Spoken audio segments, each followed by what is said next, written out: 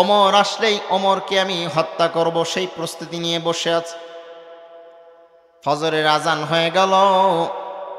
আমিরুল মুমিনিন হযরত ওমর রাদিয়াল্লাহু তাআলা আনহু নামাজের জন্য যায় নামাজের মুসল্লায় দাঁড়ায় গেলেন। বলুন আল্লাহু আকবার। ইহুদি বেঈমান কিন্তু মসজিদের এক কর্নারে সে বসে বসে শুধু ফোন দিয়ে আটতেছে কেমনে ওমরকে মারা যায়। নামাজের পাটিতে দাঁড়ায় গেলেন, পিছন দিক থেকে আকামত শুরু হয়ে গেল।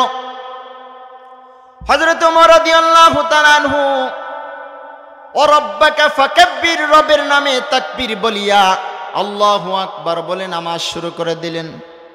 সূরাতুল ফাতিহা শেষ হয়ে গেল। আমিরুল মুমিনিন হযরত ওমর ফারুক রাদিয়াল্লাহু তাআলা আনহু সূরা ফাতিহা শেষ করার পরে যখন এক পর্যায়ে কেরাত ধরলেন, কেরাত পড়া শুরু করলেন। ইহুদি বেঈমান আবু লুলু, এই বেঈমান সে তার খঞ্জরটা হাতে নিয়ে পিছন দিক থেকে প্রথম দ্বিতীয় তৃতীয় কাতার ভেদ করিয়া আমিরুল মুমিনিন হযরত ওমর ফারুক রাদিয়াল্লাহু তাআলা আনহুকে এই খঞ্জর দ্বারা প্রথম তার এই বক্ষ পাশে একটা আঘাত করলেন, তারপরে বক্ষতে আর একটা আঘাত করলেন, তারপরে আমিরুল মুমিনিন হযরত ওমর ফারুক রাদিয়াল্লাহু তাআলা আনহুর নাভির উপরে একটা আঘাত করলেন। আঘাত করার পরে হযরত ওমর ফারুক রাদিয়াল্লাহু তাআলা আনহু তিনি আর নামাজে থাকতে পারলেন না। ওমর ফারুক রাদিয়াল্লাহু তাআলা আনহু কিতাবের মধ্যে আসছে আমিরুল মুমিনিন ওমর ফারুক রাদিয়াল্লাহু তাআলা আনহু পেট ছিদ্র হয়ে নাড়ি ভুঁড়িগুলা বের হয়ে গেছে। আমিরুল মুমিনিন যায় নামাজের পাশে বেহুশ হয়ে চেতন হয়ে পড়ে রইলেন। পিছন দিক থেকে নামাজের মাসআলা অনুযায়ী পিছনে যিনি ছিলেন হযরতে আব্দুর রহমান ইবনে আউফ রাদিয়াল্লাহু তাআলা আনহু, তিনি সামনে অগ্রসর হলেন এবং তিনি নামাজ শেষ করলেন।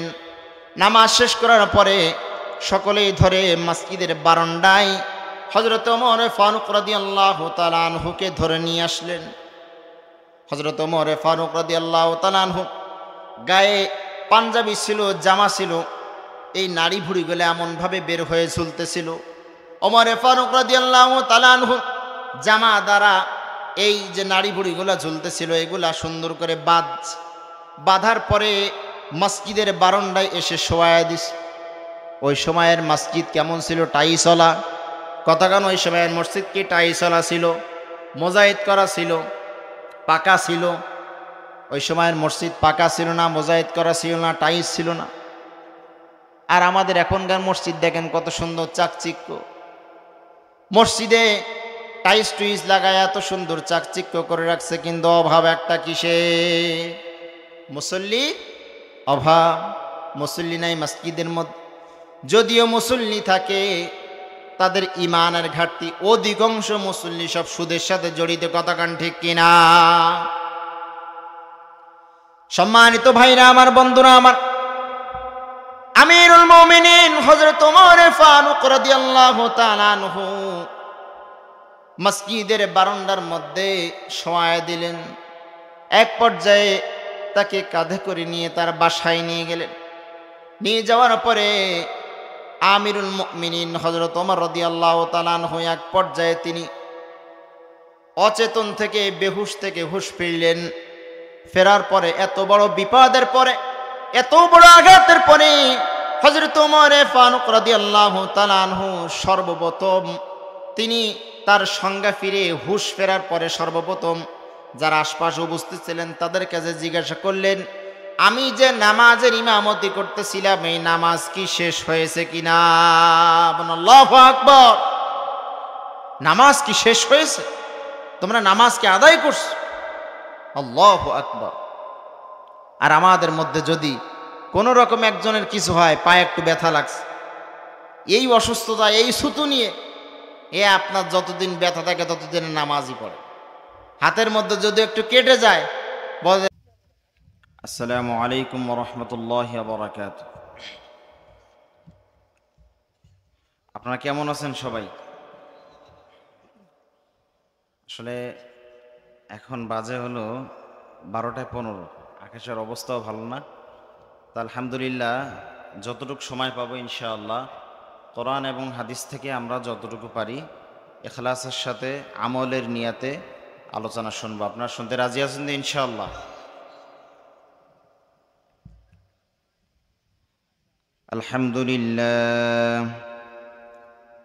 আলহামদুলিল্লাহ নাহমাদুহু ওয়া নাস্তাঈনুহু ওয়া নাস্তাগফিরুহু ওয়া নু'মিনু বিহি ওয়া নাতাওয়াক্কালু আলাইহি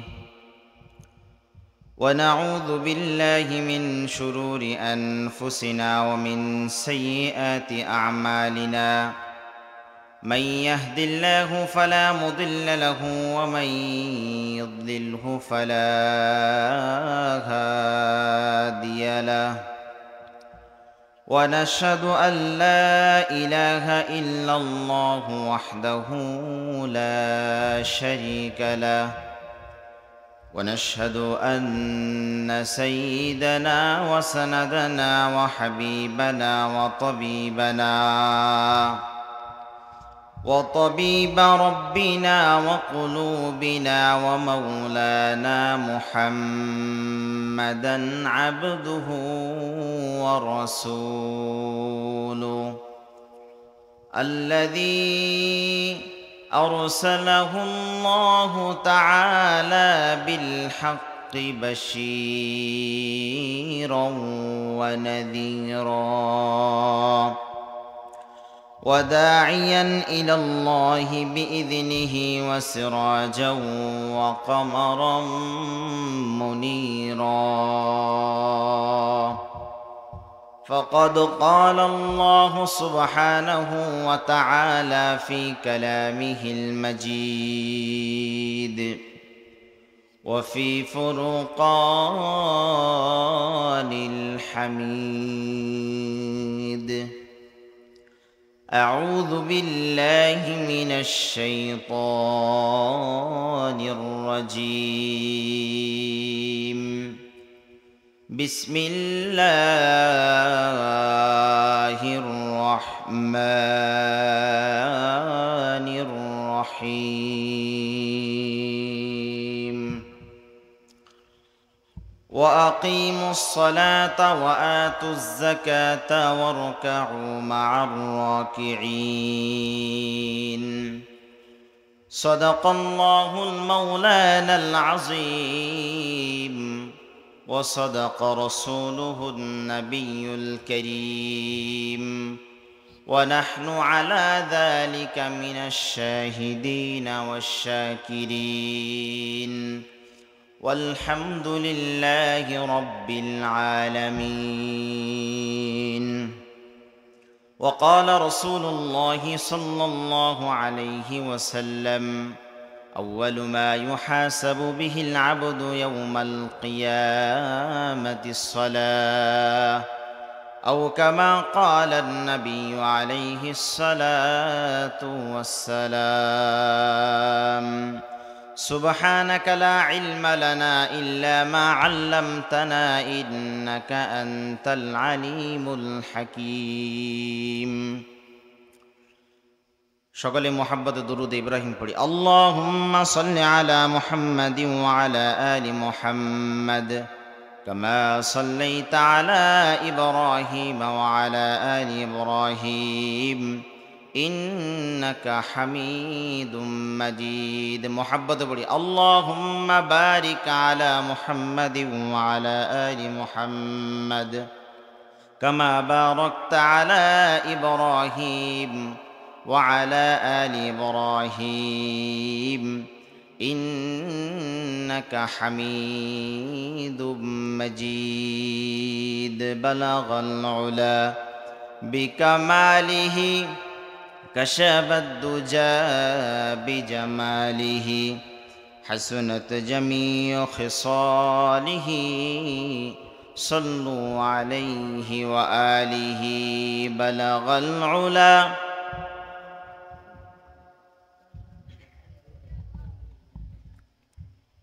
حسنت جميع خصاله صلوا عليه وآله মন ছুটে যায় বারে বারে কাবার তরে মন ছুটে যায় বারে বারে কাবার তরে। ওই মদিনার ছবি আঁকি আমি, ওই মদিনার ছবি আঁকি আমি এ অন্তরে। আমার সাথে সবাই পড়েন, মন ছুটে যায় বারে বারে কাবার তরে। মন ছুটে যায় বারে বারে কাবার তরে। যেথায় ছিলে আমার নবী আলামিনে ভূষিত, যেথায় ছিলে আমার নবী রসুল নামে প্রেরিত। মন ছুটে যায় বারে বারে কাবার তরে। সকলে বলেন মারহাবা। কারা কারা মদিনায় যেতে চান দুহাত উঠায়া দেখান। আল্লাহ সকলকে মদিনায় যাওয়ার তৌফিক দান করবে বলে আমিন। সবার একটু নার্ভাস লাগতেছে, আসলে অনেকক্ষণ বসে তো। সবাই একটু আল্লাহু আকবার বলবেন। মুসলমানের ঈমানি হুঙ্কার দিয়ে দাঁড়ায় ওঠেন, আল্লাহু আকবার। সবাই দাঁড়ায় ওঠেন, নারে তাকবীর, নারে তাকবীর। আল কোরআনের আলো, আল কোরআনের আলো, সংসদে যা আলো, আল হাদিসের আলো, নারে তাকবীর। বসুন। মাশাআল্লাহ, এখনো তো জোর আছে, আলহামদুলিল্লাহ। আলোচনা চলবে তো ইনশাআল্লাহ? চলবে, আলহামদুলিল্লাহ। আমি আমার আগে অনেক ওলামায়ে কেরাম, ওলামায়ে হযরত আলোচনা করেছেন। আসলে উপস্থাপনা ছাড়াই আমি আলোচনায় চলে যাই। আর রাত অনেক হয়ে গেছে, এখন আসলে আলোচনার কোনো মুড মাইন্ড ওইভাবে নাই। আমরাও নার্ভাস হয়ে গেছি, আপনারা নার্ভাস হয়ে গেছে। সম্মানিত হাজিরিন, উপস্থিত আছেন আমার ওস্তাদ সমতুল্য ওলামায়ে কেরাম এবং আজকের মাহফিলের সম্মানিত সভাপতি। আলহামদুলিল্লাহ, আল্লাহ পাক রব্বুল আলামিনের দরবারে সব থেকে বড় শুকর সুজুদ আল্লাহ সুবহানাহু ওয়া তাআলা আমাদেরকে দিন একটি মজমায়, দিন একটি মজলিসে বসার মতো তৌফিক দান করেছেন। এজন্য রব্বে কারীমের দরবারে শুকরিয়া আদায় করি। সকলে বলি আলহামদুলিল্লাহ। আমি আপনাদের সামনে কোরআনুল কারীম থেকে একটি আয়াত তেলাওয়াত করেছি। আয়াতটি অত্যন্ত পরিচিত এবং রাসূলুল্লাহ সাল্লাল্লাহু আলাইহি ওয়াসাল্লামের অসংখ্য অগণিত বাণী থেকে একটি হাদিসে পড়েছি। ইনশাআল্লাহ উক্ত আয়াত এবং হাদিসের উপরে কিছু আলোচনা করার চেষ্টা করব। আল্লাহ রাব্বুল আলামিন আমাকে ইখলাসের সাথে বলা এবং আমাদের সকলকে আমলের নিয়তে শোনা তৌফিক দান করুন বলে আমিন।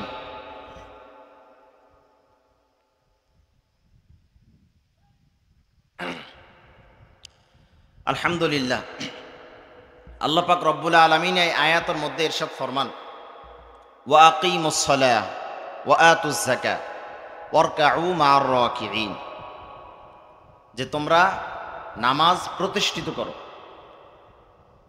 এবং যাকাত প্রদান করো। ওয়ারকাউ, তোমরা রুকু করো, মা'আর রাকিঈন, রুকুকারীদের সাথে। রাসূলুল্লাহ সাল্লাল্লাহু আলাইহি ওয়াসাল্লামের যে হাদিসটি পড়েছি, আউয়ালু মা ইউহাসাবু বিহিল আবদু ইয়াউমাল কিয়ামাতিস সালাত, যে কাল কিয়ামতের দিন সর্বপ্রথম বান্দার আল্লাহ তাআলা কিসের হিসাব নেবে? নামাজের। এর মধ্যে কোনো সন্দেহ আছে? কোনো সন্দেহ নাই।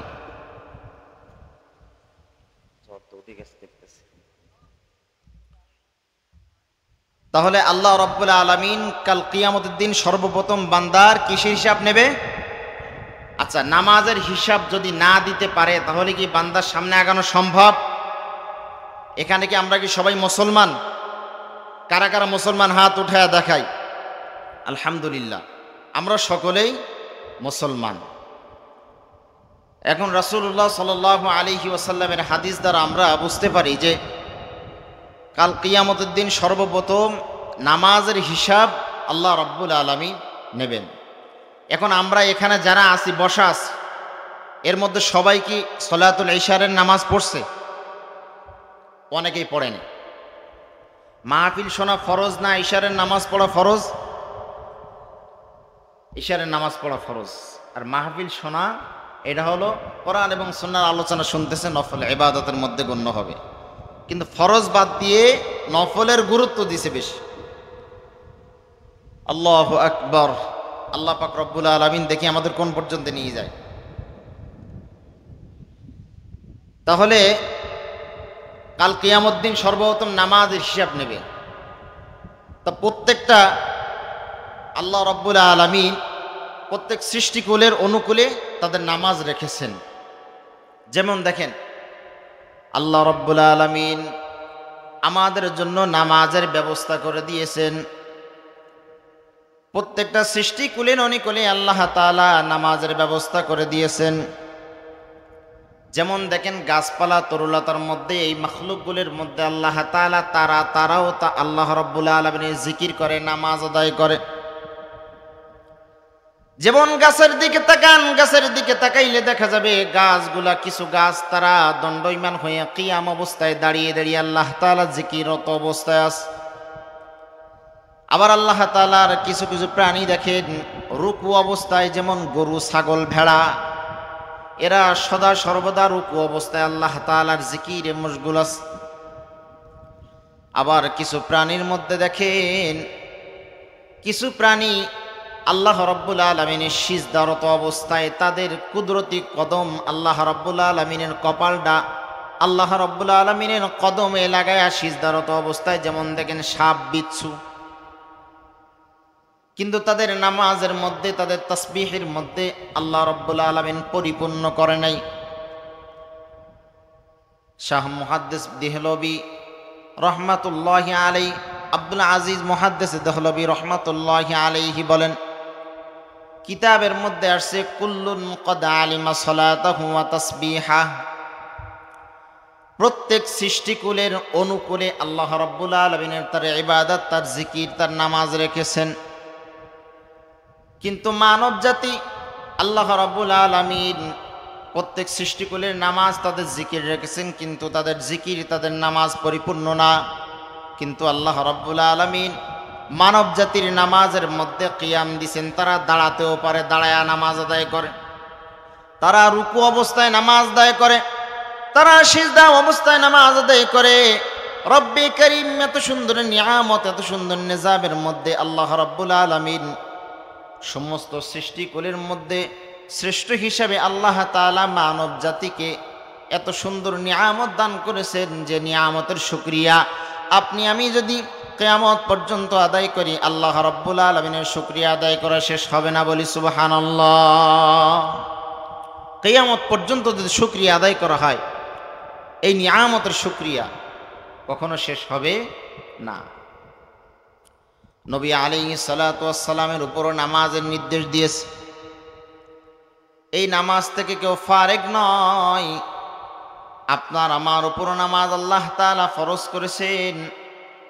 নবী আলাইহিস সালাতু ওয়াস সালামের উপর আল্লাহ তাআলা নামাজ ফরজ করেছেন।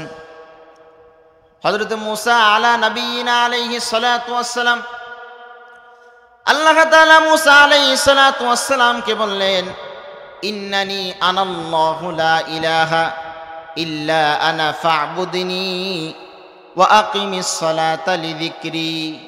ও মূসা, ইন্নানি আনাল্লাহ, আমি আল্লাহ, লা ইলাহা ইল্লা আনা, আর কোনো ইলাহা নেই, আর কোনো উপাস্য নেই, কোনো মালিক নেই। আনা ফা'বুদনি, আমার ইবাদত করবা। ওয়া আকিমিস সালাতা লিযিকরি, এবং নামাজের মধ্যে আমি আল্লাহ আমার স্মরণ করবা। বলি সুবহানাল্লাহ। এভাবে প্রত্যেকটা নবী আলাইহিস সালাতু ওয়াস সালাম, প্রত্যেকটা নবী আলাইহিস সালাতু ওয়াস সালামকে নামাজের আদেশ দিয়েছেন, নামাজের নির্দেশ দিয়েছেন।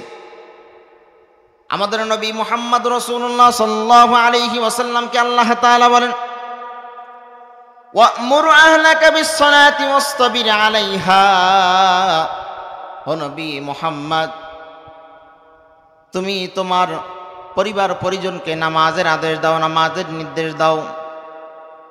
লা নাসআলুকা রিজকা নাহনু নারযুকুক, যে তোমার কাছে আমি রিজিক চাই না, নাহনু নারযুকুক, বরং আমি তোমার রিজিক দেই। বলি সুবহানাল্লাহ।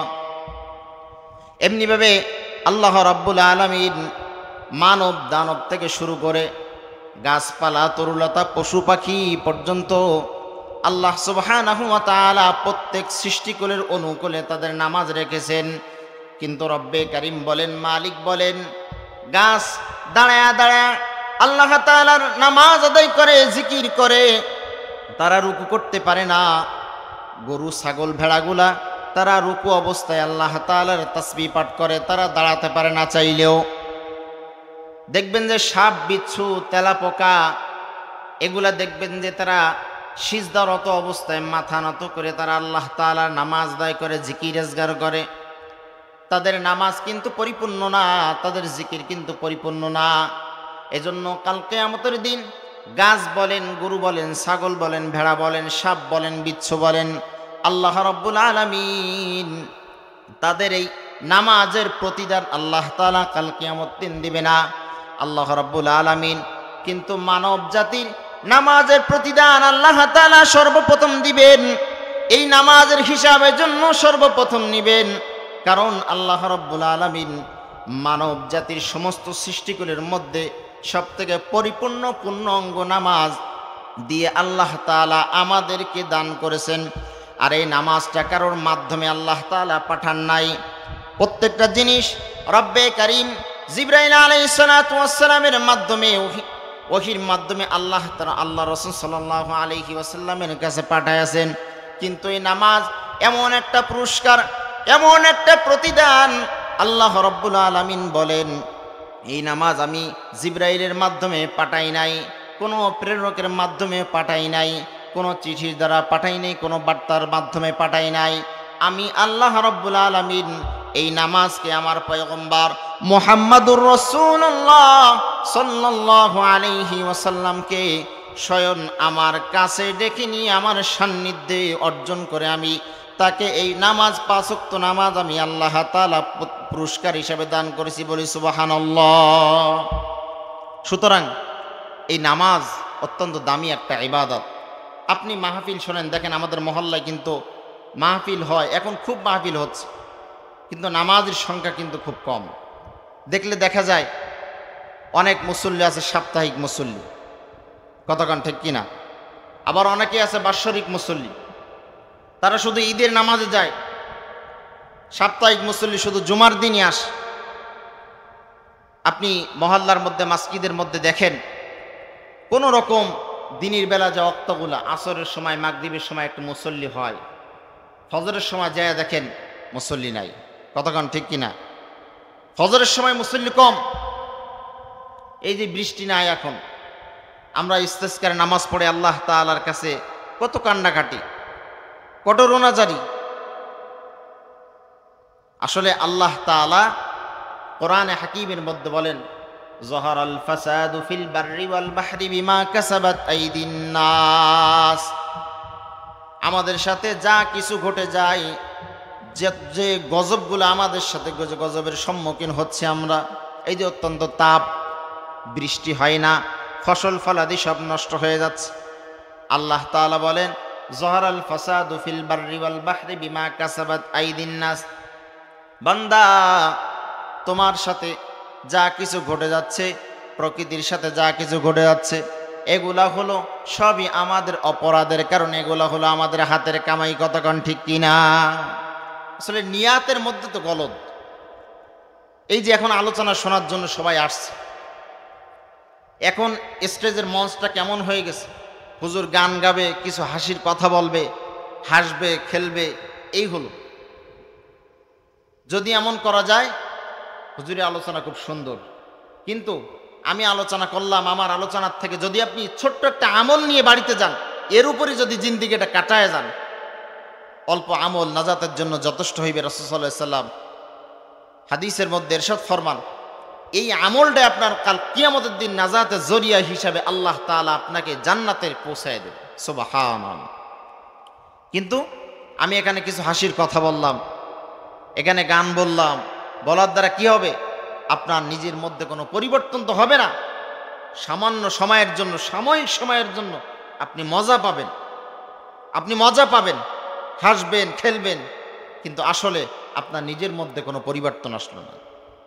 সম্মানিত হাজিরিন, তা হাদিসের মধ্যে রাসূল সাল্লাল্লাহু আলাইহি ওয়াসাল্লাম বলেন, মান আকামাহা ফাকাদ আকামাদ-দ্বীন ওয়া মান হাদামাহা ফাকাদ হাদামাদ-দ্বীন। as-salatu ইমাদুদ-দ্বীন, যে নামাজ হলো দ্বীনের খুঁটি। একটা ঘর, এই ঘরের মাঝে যে পিলিয়ারগুলো দেওয়া থাকে, পিলিয়ারগুলো যদি না থাকে তাহলে ঘরটা দুর্বল হয়ে যাবে না? তা দেখেন, আপনার আমার নামাজ ঠিক তো দ্বীন ঠিক, আপনার আমার নামাজ ঠিক না তো কিছুই ঠিক না। সম্মানিত হাজিরিন, তাই নামাজের পাশাপাশি অন্যান্য যে ইবাদত, এগুলো অবশ্যই প্রয়োজন আছে। সম্মানিত হাজিরিন, তা যে কথা আমি বলতেছিলাম যে আমাদের সমাজটা আসলে কেমন যেন একটা হয়ে গেছে। সমাজের মধ্যে এমন একটা অবস্থা হয়ে গেছে, এমন একটা পরিস্থিতি চলে আসছে, যেটা আসলে মনে করেন সুদের মধ্যে ভরা, ঘুষের মধ্যে ভরা, জেনার মধ্যে ভরা। আমাদের হাল ঠিক নাই, আমাদের হালটা বেহাল হয়ে গেছে। এজন্য আমাদেরকে মুসলমান হিসাবে আমাদেরকে আবার নতুন করে জাগ্রত হওয়া দরকার আছে না নাই? বিপ্লব মানে জীবন দেয়া বেঁচে থাকা নয়, সে কোনো দিন আসবে না কো করো যদি ভয়। কতক্ষণ ঠিক কিনা? জীবন দিতে সকলে ইসলামের জন্য প্রস্তুত আছেন? আজকে সারা বিশ্বের মধ্যে মুসলমানরা নির্যাতিত, নিষ্পেষিত, নিপীড়িত। দেখেন, শুধু বাংলাদেশ নয়, ফিলিস্তিনি মুসলমান ভাই বোনেরা আজকে মার খাচ্ছে। আমাদের বাংলাদেশেও আমরা 90% মুসলমান থাকা সত্ত্বেও আমরা হিন্দু রয়া যারা ইসলাম বিদ্বেষী তাদের হাতেও আমরা মার খাচ্ছি। ফরিদপুরের একটা ঘটনা আপনারা শুনছেন না? আমাদের 2 জন মুসলমান ভাইকে তারা পিটিয়ে হত্যা করছে। আসলে আমাদের দেশকে আমরা চাই, আমাদের দেশে ইসলামী আইন কানুন চলুক, কোরআন মোতাবেক সংবিধান চলুক, কিন্তু আমাদের দেশের মধ্যে একদল নাস্তিক, মুরতাদ, হিন্দুত্ববাদী, ইন্ডিয়ার দালাল, তারা চায় দেশ থেকে কোরআনে আইন মুছে দিতে। কতক্ষণ ঠিক কিনা? তারা চায় এই দেশে কোনো ওলামায়ে কেরাম রাখবে না। এই দেশের মধ্যে কোরআন এবং সুন্নাহর আইন কানুন যদি প্রতিষ্ঠিত হয়, তা তাদের নাস্তিক্যবাদী, তাদের খ্রিস্টানদের যে প্রচলন, এটা তারা করতে পারবে না। সুতরাং তারা আমাদের সামনে বড় কাটা হয়ে দাঁড়িয়েছে। এজন্য আমাদেরকে বিপ্লবী কণ্ঠে, সাহসী কণ্ঠে আমাদেরকে আবার হযরত ওমর ফারুক, খালিদ বিন ওয়ালিদের মতো জাগ্রত হয়ে উঠতে হবে। কতক্ষণ ঠিক কিনা?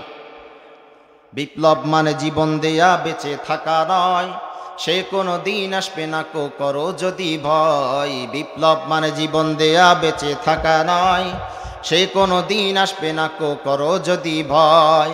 আসবে বিজয়, রক্ত আর জীবনের বিনিময়। কতক্ষণ ঠিক কিনা? আসবে বিজয়, রক্ত আর জীবনের বিনিময়। বিপ্লব মানে জীবন দেয়া বেঁচে থাকা নয়, সে কোনো দিন আসবে না কো করো যদি ভয়। বিপ্লব মানে জীবন দেয়া বেঁচে থাকা নয়, সে কোনো দিন আসবে না কো করো যদি ভয়। সবাই বলতে হবে, না বললে হবে না তো। সবাই জাগ্রত হয়ে ইমানই মজবুত নিয়ে, ইমানই কণ্ঠে হুঙ্কার দিয়ে আমরা যে কয়জন আছি, ইনশাআল্লাহ আমাদের আল্লাহ তাআলা দেখছেন, আমরা আল্লাহ তাআলার দরবারে হাজিরা দিয়ে খোলা আসমানের নিচে আমরা বসে আছি। বিপ্লব মানে জীবন দেয়া বেঁচে থাকা নয়, সে কোনো দিন আসবে না কো করো যদি ভয়। বিপ্লব মানে জীবন দেয়া বেঁচে থাকা নয়, সে কোনো দিন আসবে না কো করো যদি ভয়। লড়াইয়ের ওই ময়দানেতে যেতে তোমাকে হবে, প্রয়োজনে সব রক্তটুকু জমিনেই ঢেলে দেবে। কতক্ষণ ঠিক কিনা? লড়াইয়ের ওই ময়দানেতে যেতে তোমাকে হবে, প্রয়োজনে সব রক্তটুকু জমিনেই ঢেলে দেবে, তবুও তোমায় লড়তেই হবে, মানিবে না পরাজয়। লড়তে পারবেন ইনশাআল্লাহ? এখন যদি ডাক আসে ইসলামের জন্য, কোরআনের জন্য শহীদ হতে কারা কারা প্রস্তুত আছেন? নারে তাকবীর, নারে তাকবীর। আল্লাহ তাআলা সকলকে ইসলামের জন্য এক একজন খাঁটি মুজাহিদ হিসাবে কবুল করুন, সকলে বলি আমিন। সম্মানিত উপস্থিতি, তা যে কথা বলতেছিলাম, এখানে আমরা আসি অল্প কিছু সংখ্যক লোক, কিন্তু আমাদের নিয়াত যদি ভালো থাকে, আমাদের আলোচনা শুনতেছি যদি আমলের নিয়তে আমরা শুনি, ইনশাআল্লাহ রাসূল সাল্লাল্লাহু আলাইহি ওয়াসাল্লামের হাদিসের ভাষ্য অনুযায়ী আশা রাখা যায় আজকে কোরআনের মজলিস, এখানে কোরআন এবং সুন্নাহর আলোচনা হচ্ছে, আল্লাহ তাআলা যদি কবুল করে কাল কিয়ামতের দিন আমরা এখানে যারা বসে আছি আল্লাহর জান্নাতে আমরা একসাথে প্রবেশ করব, সকলে বলি আল্লাহুম্মা আমিন। সম্মানিত হাজিরিন, তা যে নামাজের কথা আমি বলতেছিলাম, যে নামাজের কথা আমরা আলোচনা করতেছিলাম, আপনারা হযরত ওমর ফারুক রাদিয়াল্লাহু তাআলা আনহুর নাম শুনছেন। হযরত ওমর ফারুক রাদিয়াল্লাহু তাআলা আনহু ইসলামের একজন ঝান্ডাবাহী সৈনিক ছিলেন। ওমর ফারুক রাদিয়াল্লাহু তাআলা আনহুর সামনে যদি কোনো অশালীন, কোনো অশ্লীল কাজ কেউ করত, শুধু তাই নয়, তিনি ইসলাম ধর্ম গ্রহণ করার পরে, ইসলামের ছায়াতলে আসার পরে যদি রাসূলুল্লাহ সাল্লাল্লাহু আলাইহি ওয়াসাল্লামকে কেউ যদি গালি দিত, পয়গম্বরকে নিয়ে কেউ যদি কটূক্তি করত, আল্লাহকে নিয়ে কটূক্তি করত, ইসলাম এবং ইসলাম কোরআন এবং সুন্নাহ নিয়ে যদি কটূক্তি করত, হযরত ওমর ফারুক রাদিয়াল্লাহু তাআলা আনহু এমন একজন সাহসী বীর পুরুষ ছিলেন, তার সামনে এমন অবস্থা কেউ করলে তিনি তরবারি কোষমুক্ত করে তার কল্লাটা নামায়া দিত। সেই ওমর ফারুক রাদিয়াল্লাহু তাআলা আনহু অর্ধ পৃথিবীর বাদশা। হযরত ওমরের মতো যদি আজকে আমাদের মাঝে একজন থাকতো, তাহলে আজকে ওলামায়ে কেরামদেরকে ধরে ধরে জেলখানার মধ্যে বন্দী করে রাখতো না, কথা কান ঠিক কিনা?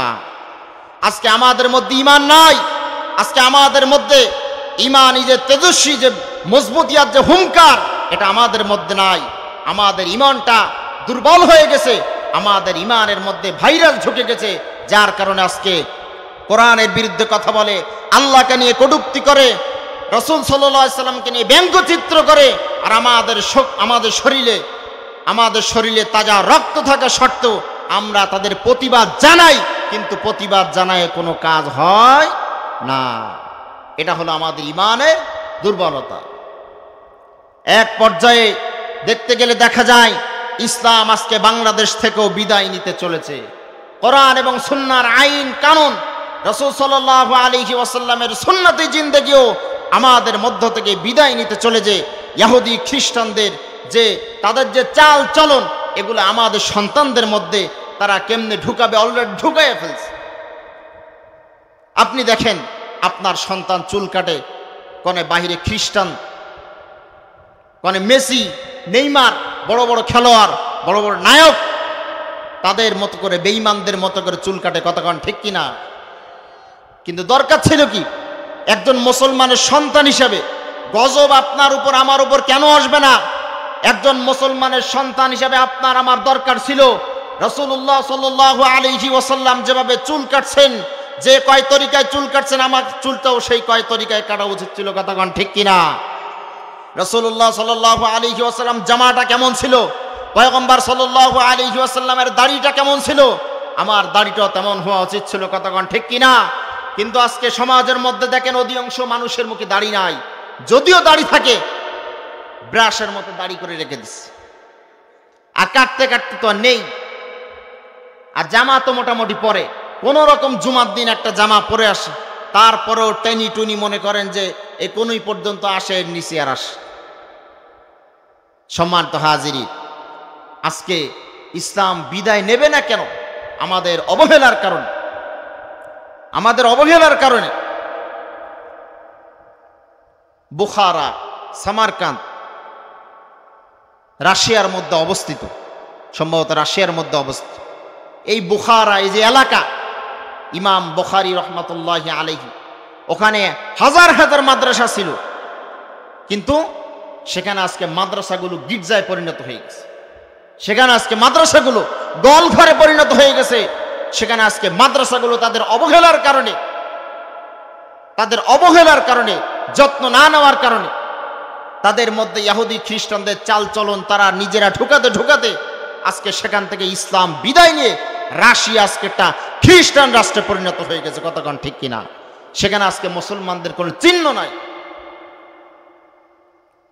আল্লামা তারিক জামিল হাফিজাহুল্লাহ পাকিস্তানের বড় একজন বিজ্ঞ আলেম, আপনার নাম শুনছেন। উনি যখন রাশিয়ায় সফরে যায়, উনি যখন চীনে সফরে যায়, তখন উনি ওখানে যাওয়ার পরে আশ্চর্য হয়ে গেছে যে আজান কখন হয়, নামাজ পড়বে কোন দিকে ফিরে, পশ্চিম কোন দিকে খুঁজে পায় না। কিন্তু সেখানে আমাদের বাংলাদেশে আলহামদুলিল্লাহ এটা হলো কোরআনের শহর, ইসলামের শহর। আপনি ঢাকা রাজধানীতে যারা গেছেন দেখবেন যে আজানের সময় হলে আলহামদুলিল্লাহ চতুর্দিক থেকে আল্লাহু আকবারের ধ্বনি বেশি ওঠে, বলি আলহামদুলিল্লাহ। কিন্তু এটা তো আপনার আমার টিকিয়ে রাখতে হবে।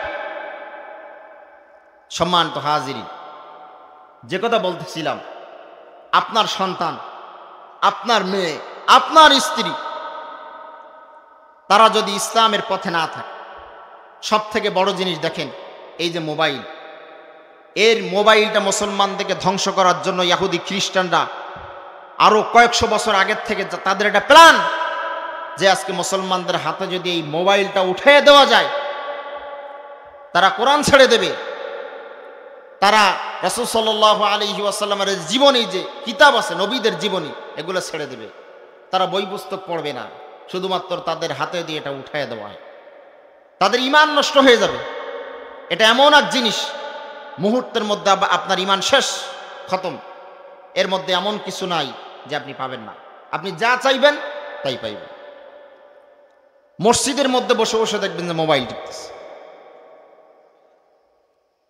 সম্মানিত হাজিরিন, আপনার আমার সন্তান তারা বাইরে লেখাপড়া করে, আপনার মাথার ঘাম পায়ে ফেলে যে টাকা উপার্জন করতেছেন, ভ্যান চালিয়ে, বোট চালিয়ে, গাড়ি চালিয়ে, ধান কেটে, মাটি কেটে যে টাকা আপনি উপার্জন করতেছেন, এই টাকা দিয়ে আপনার সন্তানের আবদার একটা মোবাইল আপনি কিনে দিয়েছেন। কিন্তু আপনি জানেন না এই মোবাইলের মধ্যে যে এত খারাপ এমন কিছু আছে যে আপনার সন্তান আপনাকে, আপনি সহ আপনার স্ত্রীকে জাহান্নামের দিকে অগ্রসর করে দিচ্ছে। সম্মানিত হাজিরিন, নামাজের যে হাদিস পড়েছি, আয়াত পড়েছি, আজকে আমরা নামে মুসলমান কিন্তু কামে মুসলমান না। দেখেন সাইনবোর্ড একটা লাগাইছে, মাশাআল্লাহ, অনেকের মুখে দাঁড়িয়ে আছে, অনেকের মুখে দাঁড়িয়ে আছে, টুপিও পরে, কিন্তু সে নামাজের সময় মসজিদে আসে না। এমন ব্যক্তি আছে না নাই? আরো এমন ব্যক্তি আছে নামাজ পড়ে, টুপিও পরে, দাড়িও রাখছে মাশাআল্লাহ, কিন্তু চায়ের দোকানে যে ওখানে তাস খেলে, এমন ব্যক্তি আছে না নাই? দাবা খেলে আছে না নাই? আজকে বৃষ্টি কেমনে হবে? সম্মানিত হাজিরিন, মসজিদের মধ্যে ইমাম সাহেব থাকে, ইমাম সাহেবের পিছনে লাগার মতো লোক ও এলাকার মধ্যে আছে না নাই? আমি বলি কি, এখন তো দ্রব্যমূল্যর দাম সব বেশি, সুতরাং ইমাম সাহেবদেরকে বলবো যাদেরকে 5-6 হাজার টাকা বেতন দেয় তারা যেন কে ইমামতি করবে না। তার কারণ মসজিদের ইমামতি করবে মসজিদের সভাপতি, কতক্ষণ ঠিক কিনা? একামত দেবে হলো সেক্রেটারি, আজান দেবে সেক্রেটারি। এমন যোগ্যতা সম্পন্ন ব্যক্তিদেরকে মসজিদের সভাপতি, সেক্রেটারি বানাতে হবে, তাহলে আমাদের উপর আর এই ধরনের গজব আসবে না। আচ্ছা, মন্দিরের সভাপতি আর মসজিদের সভাপতি, মাদ্রাসার সভাপতির মধ্যে এখন কোনো পার্থক্য নাই। মন্দিরের সভাপতি নামাজ পড়ে না, মন্দিরের সভাপতি সুদের সাথে লিপ্ত, ঘুষের সাথে লিপ্ত, মন্দিরের সভাপতি জেনার সাথে লিপ্ত। আপনি খোঁজ নিয়ে দেখেন আপনার মসজিদ মাদ্রাসার সভাপতিও এই সমস্ত গুনার সাথে লিপ্ত, কতক্ষণ ঠিক নেই? আপনার ঠিক বললেই ঠিক, না বললেও ঠিক। তার কারণ আপনি দেখেন, আপনার মহল্লার মধ্যে যত মসজিদ আছে, আপনাদের ইউনিয়নের মধ্যে যত মসজিদ আছে, আপনি খোঁজ নিয়ে দেখেন কোন মসজিদের ইমাম, কোন মসজিদের সভাপতি, সেক্রেটারি তারা 5 ওয়াক্ত নামাজি না, জামাতের সাথে নামাজ পড়ে না। আপনি ভিতরে খোঁজ নিয়ে দেখেন তারা ঘুষ খায়, তারা সুদের সাথে লিপ্ত, তারা হারামের সাথে লিপ্ত, ভিতরে এমনকি তারা জেনার সাথেও লিপ্ত। কতক্ষণ ঠিক কিনা? এই কথাগুলো আসলে বললে অনেকের হয়তো কষ্ট লাগতে পারে, কিন্তু কষ্টের কিছু নাই। আমাদের সমাজের মধ্যে যারা বড় বড় চেয়ারগুলা দখল করে আছে, এখন যারা বড় বড় চেয়ারটা দখল করে রাখছে, এদের মধ্যে যদিও শিক্ষিত থাকে, তাই এরা হলো শিক্ষিত শয়তান। এদের মধ্যে আসলে কোরআনের কোন ইলম কালাম যদি থাকতো, তাহলে এদের দ্বারা ইসলাম এবং ইসলামী হুকুমত প্রতিষ্ঠার ক্ষেত্রে যে দুশ্মন বাধা হয়ে দাঁড়াতো না এরা কখনো। কতক্ষণ ঠিক কিনা? সম্মানিত হাজিরিন, আমরা হলো অনেক উদার মনের মানুষ, হুজুগে বাঙালি। আমরা যেটা শুনি সেটাই আমরা কান দিয়ে দিই। সম্মানিত হাজিরিন, তা যে কথা বলতেছিলাম, আমাদের মধ্যে যদি আল্লাহ রাব্বুল আলামিন গুনায়ে কাবীরা, সুদ, ঘুষ, জেনা, ব্যভিচার এগুলো যদি থেকে থাকে, আল্লাহ তাআলা এই ধরনের বড় গুনাহ থেকে আমাদেরকে হেফাজত করুন। সকলে বলি আল্লাহুম্মা আমিন। আজকে দুনিয়ার বাজারটা আসলে কেমন হয়ে গেছে, আমরা মাতাল হয়ে গেছি, পাগল হয়ে গেছি। এজন্য আমাদের বাংলাদেশের একজন সুর সম্রাট মরহুম আইনুদ্দিন আল আজাদ রহমাতুল্লাহি আলাইহি, আপনারা সকলে চিনেন, উনি দুনিয়ার থেকে বিদায় নিয়ে চলে গেছে। ওনার একটা লেখা সঙ্গীত আছে, সঙ্গীতটা আপনারা শুনবেন কি? ওয়াজ তো অনেক শুনছেন, এখন বক্তা যদি এই সমস্ত সঙ্গীত টঙ্গীত না কয়, কিছু কথা টথা না কয়, গরম টরম না দেয়, আপনি আবার থাকবেন না, সব চলে যাবে। ঠিক কিনা? হায়রে সাদের দুনিয়ায় মানুষ পাওয়া বড় দায়, মানুষ দেখতে চলো এবার জাদুঘরে যাই সবাই। কতক্ষণ ঠিক কিনা? মানুষ দেখতে এখন জাদুঘরে যাওয়া লাগে। এমন এমন আকাম কুকাম করে, এমন এমন আকাম কুকাম প্রকাশ পায়, এর দেখতে এখন টিকিট কেটে দেখা লাগে। কতক্ষণ ঠিক কিনা? হায়রে সাদের দুনিয়ায় মানুষ পাওয়া বড় দায়, মানুষ দেখতে চলো এবার জাদুঘরে যাই সবাই, মানুষ দেখতে চলো এবার জাদুঘরে যাই সবাই। চেহারাটা দেখতে ভালো, পোশাকটাও চমৎকার, অন্তরে তার কালি ভরা, কাজটা বড় কৌদাকার। চেহারাটা দেখতে ভালো, পোশাকটাও চমৎকার, অন্তরে তার কালি ভরা, কাজটা বড় কৌদাকার। এই মানুষের ভিড়ে আজি, এই মানুষের ভিড়ে আজি আসল মানুষ নাই রে ভাই, মানুষ দেখতে চলো এবার জাদুঘরে যাই সবাই। আসল মানুষ আছে? আসল মানুষ নাই। আসল মানুষ পাওয়া খুব মুশকিল। রাস্তাঘাটে যায় না চলা এই মানুষের ভিড়ে, এই ভিড়ের মাঝে আবার কেহ অন্যের পকেট মারে। কতক্ষণ ঠিক কিনা? ভিড় হইলেই দেখবেন যে একজন আবার আরেকজনের পকেট মারে, অথচ একজন কিন্তু এক ভাই, অপর মুসলমানের ভাই। রাসূল সাল্লাল্লাহু আলাইহি ওয়াসাল্লাম বলেন, লা ইয়ারহামুল্লাহ মান লা ইয়ারহামুন নাস।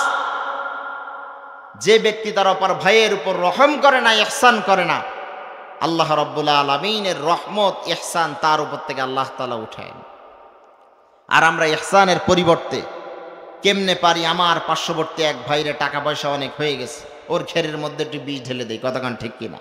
যাতে করে মাসগুলো সব মরে শেষ হয়ে যায়। আমার পার্শ্ববর্তী আরেক ভাই, সে কোনো একটা সংগঠনের সাথে জড়িত, নাম বলবো না আমি, ওরে একটা মামলায় ঢুকায় দেই, ও জেলের মধ্যে কয়েকদিন যেয়ে ঘুরে আসো। কতক্ষণ ঠিক কিনা? এমন আছে না নাই? আমাদের সমাজের মধ্যে আবার কিছু ব্যক্তি এমন আছে যারা পেট নীতি করে, আবার কেউ হলো পিঠ নীতি করে। কতক্ষণ ঠিক কিনা? যারা পেট নীতি করে, ও দেখে যে এমন একটা রাজনৈতিক দলের সাথে জড়িত হওয়া লাগবে যাতে গেলে টাকা পাওয়া যাবে, কিছু ক্ষমতাও পাওয়া যাবে, আমার পেটটা চলবে, এমন ব্যক্তি আছে না নাই? সুবিধাবাদ জিন্দাবাদ। আবার কেউ দেখে যে আমার পিঠ নীতি করতে হবে, পিঠ বাঁচাতে হবে। তার কারণ মায়ের যদি পিঠির উপর পড়ে যাব কই? এটা হলো কোনো মুসলমানের পরিচয় হতে পারে? মুসলমান একমাত্র ভয় পায় কার? সবাই বলি মুসলমান ভয় পায় কার? আমাদের স্পষ্ট কথা থাকবে, কোরআন এবং সুন্নাহর বাহিরে যে সমস্ত কার্যকলাপ, যে সমস্ত হুকুম বিধান, এগুলা আমরা মানতে রাজি না। কথাক্ষণ ঠিক কিনা? কোরআন এবং সুন্নাহ মোতাবেক আমাদের জীবনকে আমরা পরিচালনা করতে রাজি আছি তো? ইনশাআল্লাহ। কোরআনের বাইরে আমরা কোনো কিছু করতে রাজি। সম্মানিত হাজিরিন, আজকে আমাদের সমাজের মধ্যে দেখেন যে ইসলামকে বিদায় করার জন্য আমাদের মতো কিছু ভাই মুসলমানের সাইনবোর্ড লাগিয়ে তারাও ইহুদি খ্রিস্টান দালালের সাথে, হিন্দুস্তানের দালালদের সাথে তারা কাঁধে কাঁধ মিলিয়ে ইসলামকে বিদায় করার জন্য ষড়যন্ত্র করতেছে। কথাক্ষণ ঠিক কিনা? কিন্তু এই দিন সেই দিন নয়। দিন একদিন আছে, সেই দিন সামনে আসবে। সেদিন আল্লাহর কসম করে বলি তোমরা পালানোর পথ পাবে না, পাবে না, পাবে না। কথাক্ষণ ঠিক কিনা? তার কারণ ফেরাউন এক সময় রাজত্ব করছে না? নমরুদ, হামান, তারা রাজত্ব করছে। মির্জাফর রাজত্ব করছে। আমাদের বাংলাদেশের যে সমস্ত প্রধানমন্ত্রী, প্রাইম মিনিস্টার শুরু থেকে যারা নেতৃত্ব দিয়ে আসছে, আজকে দুনিয়ার থেকে অনেকেই দুনিয়ার থেকে বিদায় নিয়ে চলে গেছে, তাদের কোনো চিহ্ন নাই। তার কারণ বর্তমান ক্ষমতার মস্তদে যারা বসে আছেন তাদেরকেও চিন্তা করা দরকার। তোমাদেরও একদিন এই ক্ষমতার বাহাদুরি শেষ হয়ে যাবে। সুতরাং খেয়াল রাখা উচিত, যদি আমার অপার কোনো ভাই আমার দ্বারা কষ্ট পায়, বিশেষ করে আল উলামা ওয়ারাসাতুল আম্বিয়া, রাসূল সাল্লাল্লাহু আলাইহি ওয়াসাল্লাম বলেন, ওলামায়ে কেরামকে কষ্ট দেওয়া মানে আমি রাসূল আমাকে কষ্ট দেওয়া। কথাক্ষণ ঠিক কিনা? যার সাথে যার মহাব্বত, তার সাথে যার কিয়ামত। এজন্য আপনাদেরকে আমি বলবো যে আমাদের বেশি বেশি সম্পর্ক রাখবো আমরা মসজিদের ইমাম সাহেবদের সাথে, ওলামায়ে কেরামদের সাথে। তার কারণ তাদের সাথে সম্পর্ক আমাদের ভালো থাকলে ইনশাআল্লাহ তাদের সাথে আমাদের কাল কিয়ামতের দিন হাসর নাসর হবে। সম্মানিত হাজিরিন, তা যে কথা বলতেছিলাম যে নামাজ এটা অত্যন্ত গুরুত্বপূর্ণ একটা ইবাদত। এখন আসেন আমিরুল মুমিনিন হযরত ওমর রাদিয়াল্লাহু তাআলা আনহু, একবার রাসূলুল্লাহ সাল্লাল্লাহু আলাইহি ওয়াসাল্লাম মসজিদ থেকে নামাজ পড়ে রাস্তার মধ্যে বের হয়ে গেলেন।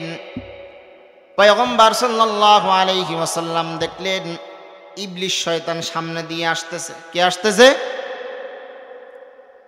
পয়গম্বর হাবিব সাল্লাল্লাহু আলাইহি ওয়াসাল্লাম মনে মনে চিন্তা করলেন, আজকে ইবলিসরে এতদিন পরে সামনে পায়া গেছি, আজকে ইবলিসকে নিয়ে আমি একটু নসিহাত করব। পয়গম্বর সামনের দিকে হাঁটে, ইবলিসও পয়গম্বরের দিকে আস্তে আস্তে আগায় আসতেছে।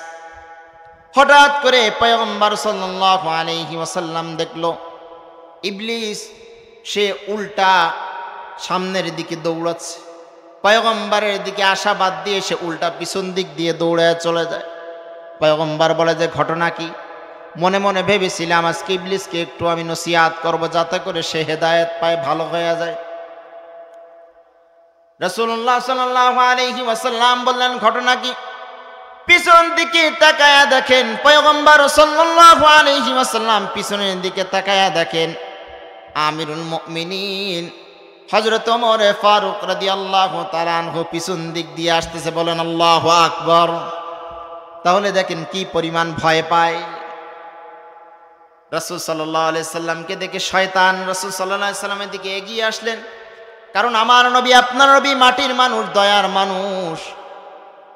কিন্তু হযরত ওমর ফারুক রাদিয়াল্লাহু তাআলা আনহু এমন তেজি, শয়তান ওমর ফারুককে দেখে আবার উল্টা দৌড়ে যে ওমরের সামনে যদি আমি পড়ি আমার না জানি কোন হালতে ফালায়া দেয়।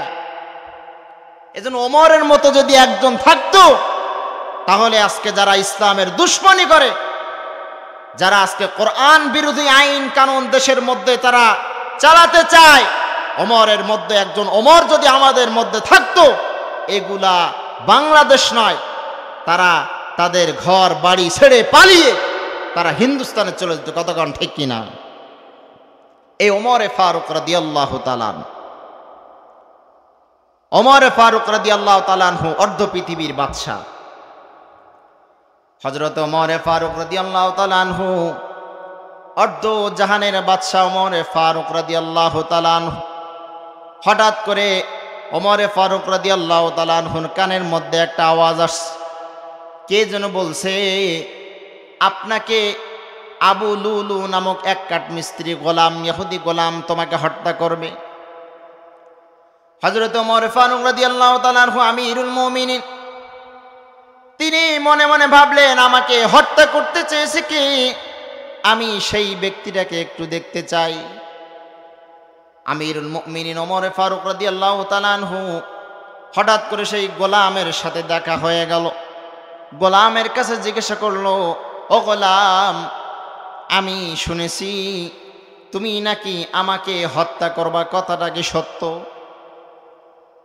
আমিরুল মুমিনিনের কথার জবাবে এই আবু লুলু নামক ইহুদি বেঈমান সে বলল, ওমর, তুমি যদি চাও যে আমি তোমাকে হত্যা করব, তাহলে আমি তোমার জন্য এমন একটি খঞ্জর তৈরি করব, এমন একটি অস্ত্র তৈরি করব, যেটা দিয়ে আমি তোমাকে আঘাত করব। আঘাত করার দ্বারা তুমি দুনিয়া থেকে বিদায় নিয়ে চলে যাবে।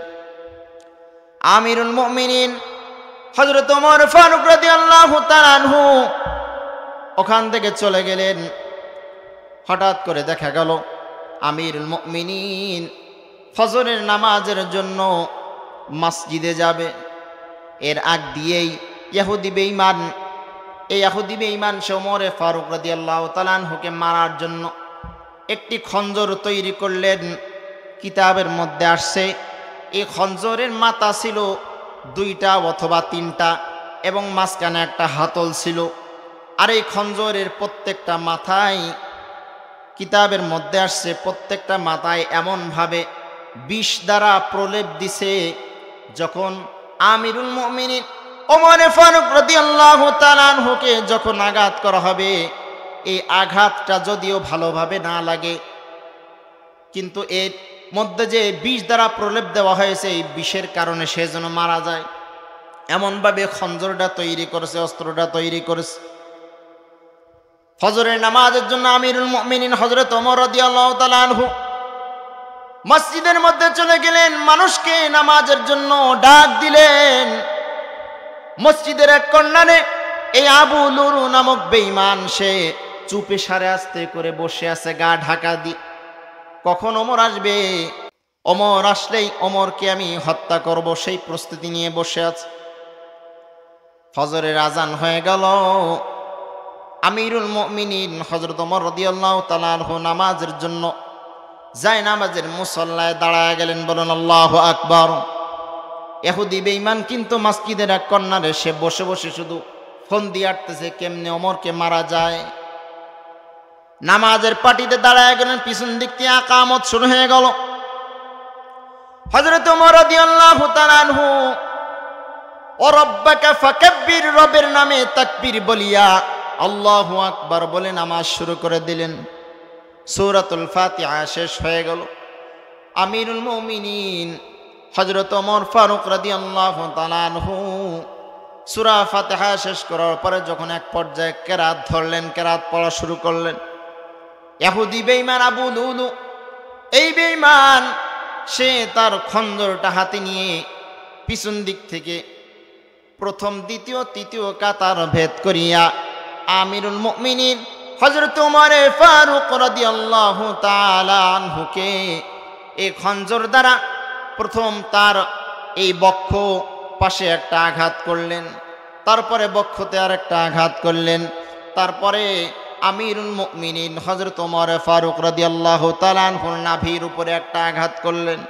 আঘাত করার পরে হযরত ওমর ফারুক রাদিয়াল্লাহু তাআলা আনহু তিনি আর নামাজে থাকতে পারলেন না। ওমর ফারুক রাদিয়াল্লাহু তাআলা আনহু, কিতাবের মধ্যে আসছে আমিরুল মুমিনিন ওমর ফারুক রাদিয়াল্লাহু তাআলা আনহু পেট ছিদ্র হয়ে নাড়ি ভুঁড়িগুলা বের হয়ে গেছে। আমিরুল মুমিনিন জায়নামাজের পাশে বেহুশ হয়ে অচেতন হয়ে পড়ে রইলেন।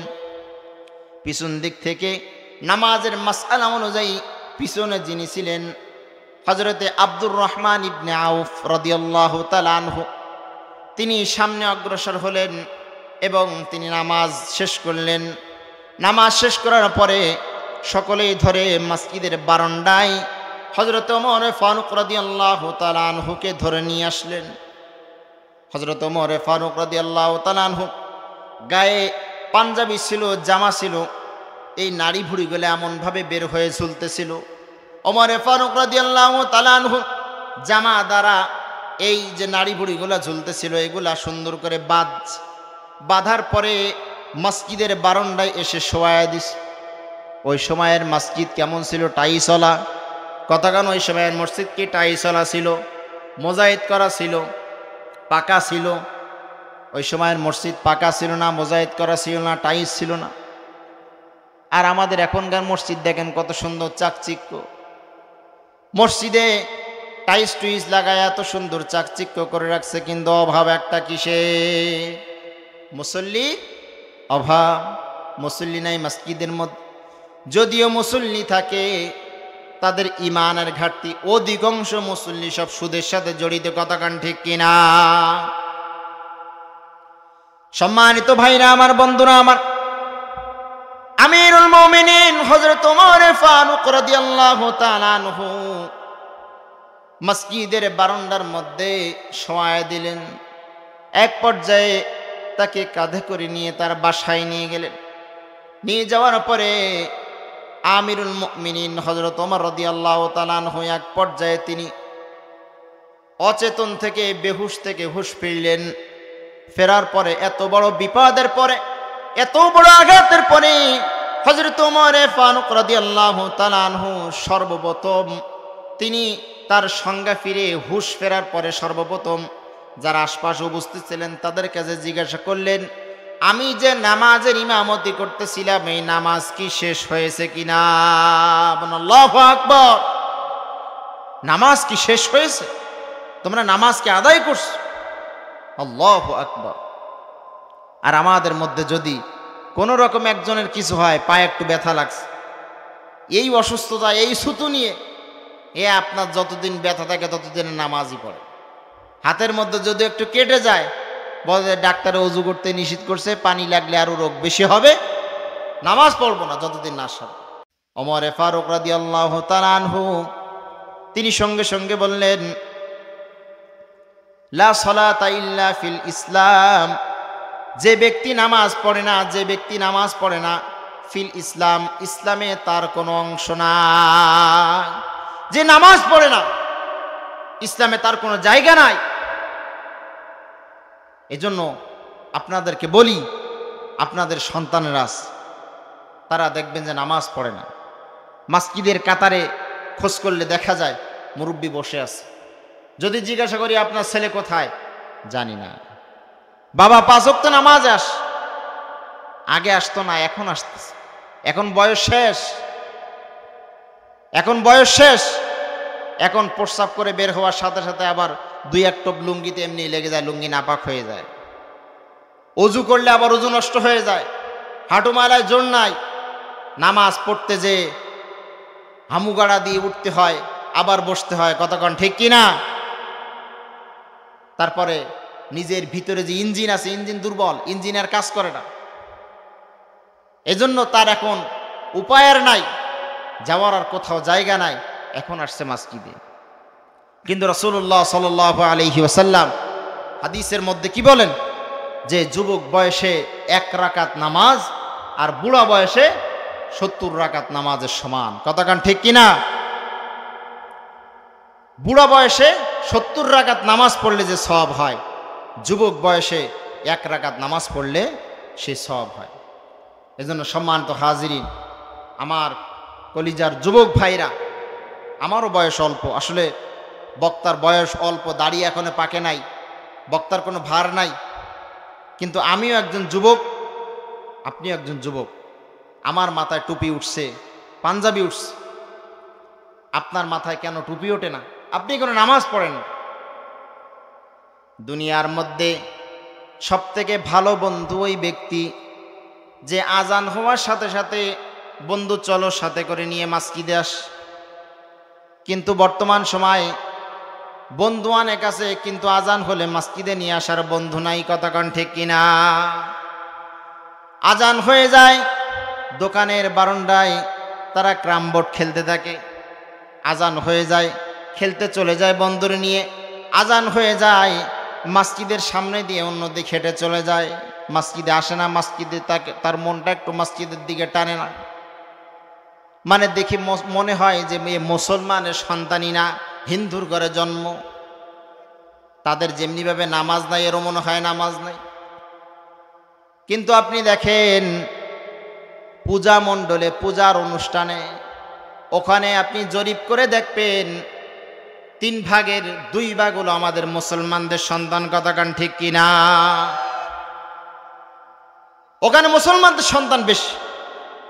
কিন্তু আপনি আপনার বিবেক দিয়ে চিন্তা করে দেখেন, আমাদের মসজিদে কি জুমার দিন কোনো হিন্দুকে পান, কোনো খ্রিস্টানকে পান? তাদের পান না, তারা আসে না। কিন্তু আমরা কেন যাই? আমাদের ঈমান ধ্বংস হয়ে যাচ্ছে, আমাদের ঈমান নষ্ট হয়ে যাচ্ছে। সম্মানিত হাজিরিন, সম্মানিত ভাইরা আমার, বন্ধুরা আমার, যে কথা বলতেছিলাম, হযরত ওমর ফারুক রাদিয়াল্লাহু তাআলা আনহু সংজ্ঞা ফেরার সাথে সাথে নামাজের কথা বললেন। তোমাদের নামাজ কি শেষ করেছো? উপস্থিত লোকজন তারা বলল, আমরা নামাজ শেষ করেছি। আমিরুল মুমিনিন হযরত ওমর রাদিয়াল্লাহু তাআলা আনহুর ছেলে হযরত আব্দুল্লাহ রাদিয়াল্লাহু তাআলা আনহু বলেন, আমি আমার বাবার যে ক্ষত স্থান, সেখানে আমার আঙ্গুল আমি ঢুকাইয়া দিয়েছি। প্রথমে রক্ত যাতে করে বন্ধ হয়ে যায়, রক্ত বন্ধ হয় না। বলে যে আমার মাথার পাগড়ি খুলিয়া আমার বাবার যে ক্ষত স্থান, সেখানে আমি ঢুকাই দিয়েছি, চেপে ধরছি যাতে করে রক্ত বন্ধ হয়ে যায়, কিন্তু রক্ত বন্ধ হয় না। হেকিম আসছে, ডাক্তার আসার পরে বলে, হযরত ওমর রাদিয়াল্লাহু তাআলা আনহু বলে, আমি হয়তো আর বাঁচবো না, আজ অথবা কালকের মধ্যে হয়তো আমার বিদায় হয়ে যেতে পারে। ওমর রাদিয়াল্লাহু তাআলা আনহু বললেন, আমাকে একটু ওযু করায়া দাও। ওযু করায়া দেওয়ার পরে, এত বড় অসুস্থ, এত বড় বিপদ, এত বড় জখম হয়েছে, তারপরেও আল্লাহ তাআলাকে ভুলে নাই। নামাজ এমন একটা ইবাদত, এটা নামাজের গুরুত্ব বোঝানোর জন্য আমি বলতেছি। সম্মানিত ভাইরা আমার, 3 জায়গায় ক্ষত হয়ে গেছে, পেটের নাড়ি ভুড়িগুলা বের হয়ে ঝুলতেছে, এক পর্যায়ে কাপড় দিয়ে বেঁধে রাখছে, আরেক জায়গায় এমন ছিদ্র হয়ে গেছে। হযরতে আব্দুল্লাহ রাদিয়াল্লাহু তাআলা আনহু, আমিরুল মুমিনিন ওমর রাদিয়াল্লাহু তাআলা আনহুর ছেলে, মাথার পাগড়ি খুলিয়া সে ক্ষত স্থানে আটকে রাখছে যাতে করে রক্তটা বন্ধ হয়, কিন্তু রক্ত বন্ধ হয় না। ওমর রাদিয়াল্লাহু তাআলা আনহু ওযুর কাজ সেরে নিলেন, ওযু করায় দিলেন। এবার হযরত আব্দুল্লাহ রাদিয়াল্লাহু তাআলা আনহু বাবাকে তার গায়ের উপর হেলান দিয়ে হযরত ওমর ফারুক রাদিয়াল্লাহু তাআলা আনহু নামাজ সমাপ্ত করলেন। বলি সুবহানাল্লাহ।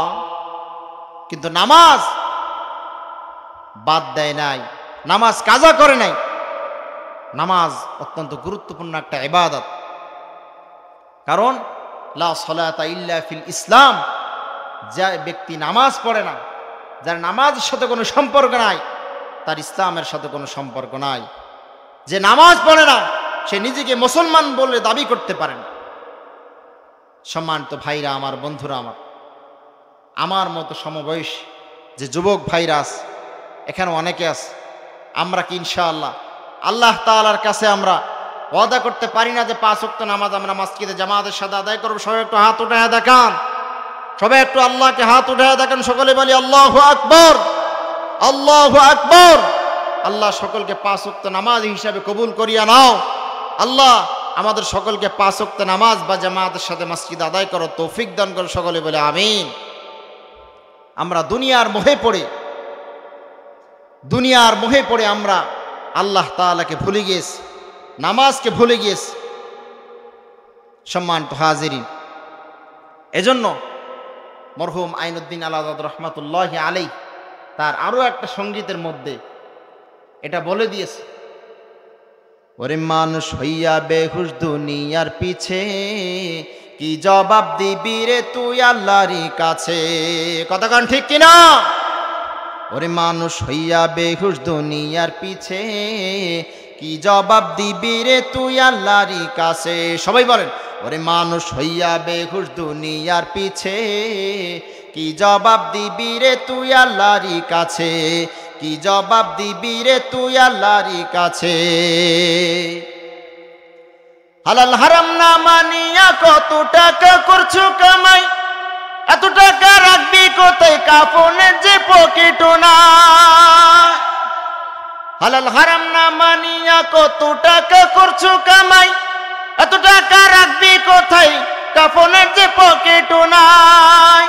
টাকা পয়সা নিয়ে কি কেউ কবরে গেছে, টাকা পয়সা নিয়ে কি কেউ কবরে গেছে, টাকা পয়সা নিয়ে কি কেউ কবরে যেতে পারছে? ওরে মানুষ হইয়া বেহুশ দুনিয়ার পিছে, কি জবাব দিবি রে তুই আল্লাহরই কাছে। হাই কি জবাব দিবি রে তুই আল্লাহরই কাছে। কতক্ষণ ঠিক কিনা? রাত দিনে দৌড়া দৌড়ি বিশ্রামের সুযোগটা নাই, মানে এমন ব্যস্ত নিজে একটু বিশ্রাম যে নেবে এটারও সুযোগ নাই। কতক্ষণ ঠিক কিনা? রাত দিনে দৌড়া দৌড়ি বিশ্রামের সুযোগটা নাই, নামাজ রোজা দূরের কথা আল্লাহর নামটা মুখে নাই। রাত দিনে দৌড়া দৌড়ি বিশ্রামের সুযোগটা নাই, নামাজ রোজা দূরের কথা আল্লাহর নামটাও মুখে নাই। মরণকালে টাকা কি কারো সঙ্গেতে গেছে, মরণকালে টাকা কি কারো সঙ্গেতে গেছে, কি জবাব দিবি রে তুই আল্লাহরই কাছে। হাই কি জবাব দিবি রে তুই আল্লাহরই কাছে। ওরে মানুষ হইয়া বেহুশ দুনিয়ার পিছে, কি জবাব দিবি রে তুই আল্লাহরই কাছে। হাই কি জবাব দিবি রে তুই আল্লাহরই কাছে। কতক্ষণ ঠিক কিনা? আল্লাহ তাআলার কাছে জবাব দেওয়ার কোন লাইন নাই। আল্লাহ তাআলার দেওয়া কোরআন, রাসূলুল্লাহ সাল্লাল্লাহু আলাইহি ওয়াসাল্লামের হাদিস অনুযায়ী যদি আমাদের জীবনকে পরিচালনা না করি, আল্লাহ তাআলার কাছে জবাব দেওয়ার কোন লাইন। সম্মানিত হাজিরিন ভাইরা আমার, বন্ধুরা আমার, যে কথা বলতেছিলাম, তাহলে আল্লাহ তাআলা আমাদের উপরে এত গজব এত মুসিবত কেন দিচ্ছেন? এই যে বৃষ্টি হয় না, বৃষ্টির জন্য বিভিন্ন জায়গায় ইস্তেসকার নামাজ পড়া হয়েছে, বিভিন্ন জায়গায় ইস্তেসকার নামাজ পড়া হয়েছে, কিন্তু বৃষ্টি হয় না। অনেক দিন পরে আজকে একটু আল্লাহ তাআলার রহমত বর্ষণ হয়েছে, বলি আলহামদুলিল্লাহ। তার কারণ হলো গুনাহ করতে করতে এত পরিমাণ গুনাহ করে ফেলেছে, নিজের নফসের উপর এত পরিমাণ জুলুম করে ফেলেছে, যার কারণে আল্লাহ তাআলার রহমত আমাদের উপর থেকে ছিনায় নিয়েছে। হযরত মূসা আলাইহিস সালাতু ওয়াস সালামের জামানা একটা ঘটনা। হযরত মূসা আলা নবীনা আলাইহিস সালাতু ওয়াস সালামের জামানায় বনি ইসরাঈলরা পয়গম্বর সাল্লাল্লাহু আলাইহি ওয়াসাল্লামের কাছে এসে আরজ করলেন, ও মূসা পয়গম্বর, তোমার কাছে আমাদের একটা আরজ, একটা মিনতি, যে আল্লাহ তাআলার কাছে একটু দোয়া করো।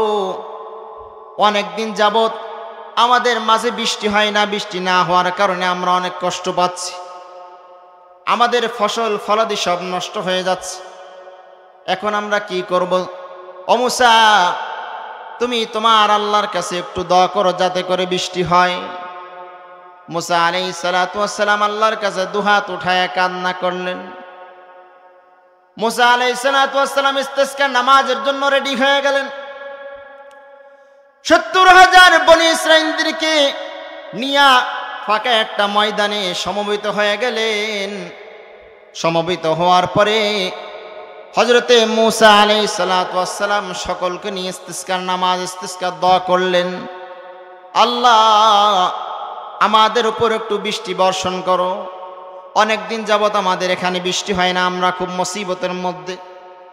মহল্লার যে পুষ্করিণী আছে, পুষ্করিণীর মধ্যে পানি নাই, যে ফসল আছে ফসলগুলো সব পানির অভাবে নষ্ট হয়ে যাচ্ছে। এত পরিমাণ তাপ যেটা আমরা সহ্য করতে পারতেছি না। আল্লাহ আমাদের উপর একটু বৃষ্টি বর্ষণ করো। এই দোয়া আল্লাহর নবী মুসা পয়গম্বর আলাইহিস সালাতু ওয়াস সালাম দোয়া করে। সবাই তো একটা পাওয়ার আশ্বাস, যেহেতু মুসা পয়গম্বর আল্লাহ রাব্বুল আলামিনের বন্ধু, আল্লাহ তাআলা মুসা পয়গম্বরকে অত্যন্ত ভালোবাসেন। মুসা পয়গম্বর আলাইহিস সালাতু ওয়াস সালাম আল্লাহ তাআলার কাছে দোয়া করতেছে, দোয়া আল্লাহ তাআলা কখনো ফিরাবে না। মুসা আলাইহিস সালাতু ওয়াস সালাম বুক ভরা আশা নিয়ে দোয়া করলেন। কিছুক্ষণ পরে দেখা গেল আকাশটা একটু মেঘাচ্ছন্ন ছিল, কিন্তু দোয়া করার পরে কি যেন হইল, আকাশ আরো পরিষ্কার হয়ে গেছে। আকাশের মধ্যে একটু মেঘ ছিল, কিন্তু মুসা পয়গম্বর আলাইহিস সালাতু ওয়াস সালাম দোয়া করার পরে দেখি আকাশ আরো পরিষ্কার হয়ে গেছে। ঘটনা কি? অনেক হুজুর দেখবেন যে সবাইকে নিয়ে ইস্তেসকার নামাজ পড়ছে। আমিও আমার মহল্লার মুসল্লিদেরকে নিয়ে নামাজ পড়ছি। নামাজ পড়ার পরে বলতেছে, হুজুর কি দোয়া করলেন, কি নামাজ পড়লেন? এতে দেখি দোয়া করার পরে তাপমাত্রা আরো বেড়ে গেছে। কি দোয়া করলেন? স্বাভাবিক মহল্লার মানুষ, সাধারণ আম মানুষ, তারা আম জনতা, তারা তো এটাই ভাববে, কারণ তাদের একটা আস্থা, তাদের একটা বিশ্বাস যে আমাদের মসজিদের ইমাম সাহেব হুজুর দোয়া করছে, ইনশাআল্লাহ হয়তো বৃষ্টি হবে। আমরা এত কান্নাকাটি করলাম, হয়তো বৃষ্টি হবে। এগুলো হলো আপনাদের দিলের একটা তামান্না, একটা ভালোবাসা, একটা আন্তরিকতা। সম্মানিত হাজিরিন, মুসা পয়গম্বর আলাইহিস সালাতু ওয়াস সালাম দোয়া করলেন, কিন্তু দেখে যে আকাশের যে মেঘ ছিল, এই মেঘ আরো সরে যেয়ে আপনার আবার রোদ বের হয়ে গেছে, আকাশ পরিষ্কার হয়ে গেছে। ঘটনা কি? বনি ইসরাইলদের ঘটনা তো জানেন, তারা তো প্যাঁচ লাগাই না জাতি, কতক্ষণ ঠিক কিনা? আমরাও এখন কিছুটা বনি ইসরায়েলের মতো হয়ে গেছে। আমরা যে কোনো কিছু একটা হইলে, বিশেষ করে মসজিদের ইমাম সাহেবদের আমরা কত কি মাসলা মাসাইল জিজ্ঞাসা করে কেমনে হুজুরে প্যাঁচ লাগানো যায় এই চেষ্টা করি, কতক্ষণ ঠিক কিনা? আজকে আমাদের মধ্যে অধপতন, আজকে আমরা বনি ইসরায়েলের ভাইরা ভাই হয়ে গেছি, কতক্ষণ ঠিক কিনা? তার কারণ আমরা হুজুরের পিছনে লাগি, ইমাম সাহেবের পিছনে লাগি, মাদ্রাসায় হুজুরের পিছনে লাগি, ওলামায়ে কেরামের পিছনে লাগি, অথচ নিজের মধ্যে সামান্য প্রকার, সামান্যতম ন্যূনতম ইলম কালাম কিচ্ছু নাই।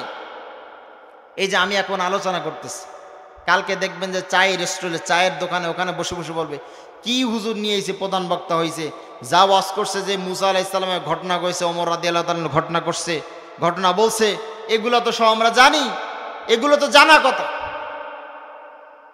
এমন অনেকেই বলে না, বলে কি বলে না? এর মধ্যে অনেকে এমন ব্যক্তি আছে, হুজুর নামাজের রস করছে, এই নামাজের রস তো জানি, ওয়াকিমুস সালাহ, নামাজ কায়েম করো, ওয়াতুজ যাকাত, যাকাত দাও, ওয়ারকাউ মা'আর রাকিঈন, রুকুকারীদের সাথে তোমরা রুকু করো। এ তো একটা পরিচিত আয়াত, এ তো আমরা জানি। এটা কোন ওয়াজ হইল? হুজুর কত টাকা দিয়ে নিয়ে আসছে, এই টাকা দিয়ে এনে হুজুর কি ওয়াজ করলো, এ তো আমরা জানি। অথচ আপনি মসজিদে আজান হয়ে গেলে জামাতের কাতারে খোঁজ করে দেখেন, এই মুনাফিককে আপনি নামাজের কাতারে পাবেন না, কতক্ষণ ঠিক কিনা? একে আপনি নামাজের কাতারে পাবেন না। শোনেন, কথাগুলো হয়তো তিতা লাগতে পারে, কিন্তু আমার কথাগুলো তিক্ত হলেও সত্য, কতক্ষণ ঠিক কিনা? আজকে মহল্লার মধ্যে দেখবেন যে এই মোবাইলে ওয়াজ শুনতে শুনতে এক একজন বড় বড় হুজুর হয়ে গেছে। আমি যেগুলো আলোচনা করছি এগুলা সব আপনারা জানেন, এটা আমি জানি, কম বেশি আপনারা সকলেই জানেন, কিন্তু আপনারা মানেন না। জানার নাম ইসলাম নয়, জানার নাম মুসলমান নয়, মানার নাম মুসলমান, কতক্ষণ ঠিক কিনা? আপনি জানলেন কিন্তু মানলেন না, আপনি মুসলমান বলে নিজেকে দাবি করতে পারবে না। সম্মানিত হাজিরিন, তা যে কথা বলতেছিলাম, আমরা শুধু মুখে মুখে মুসলমান। ইসলামের বুনিয়াদ পাঁচটি। কয়টি? পাঁচটি। ইসলামের বুনিয়াদ কয়টি? পাঁচটি। তার মধ্যে প্রথম যেটা কালিমা, প্রথম নাম্বার, সবাই বলেন প্রথম নাম্বার কি? তারপর নামাজ, তারপর কি? তারপর কি? রোজা, তারপর হজ, তারপর যাকাত। তাহলে ইসলামের স্তম্ভ বা খুঁটি কয়টি? সবাই বলি কয়টি? প্রথম নাম্বার কি? কালেমা। সবাই বলি কালেমা। 1 নম্বরে কালেমা, 2 নম্বরে নামাজ, 3 নম্বরে রোজা, 4 নম্বরে হজ, 5 নম্বরে যাকাত। সম্মানিত হাজিরিন, খেয়াল করবেন, জানা বিষয় আমি আবারও বলতেছি, তার কারণ এটা আমরা তাকরার করতেছি যাতে করে আমাদের দিলের মধ্যে বসে যায়, আমাদের দিলের মধ্যে যাতে করে বসে যায়।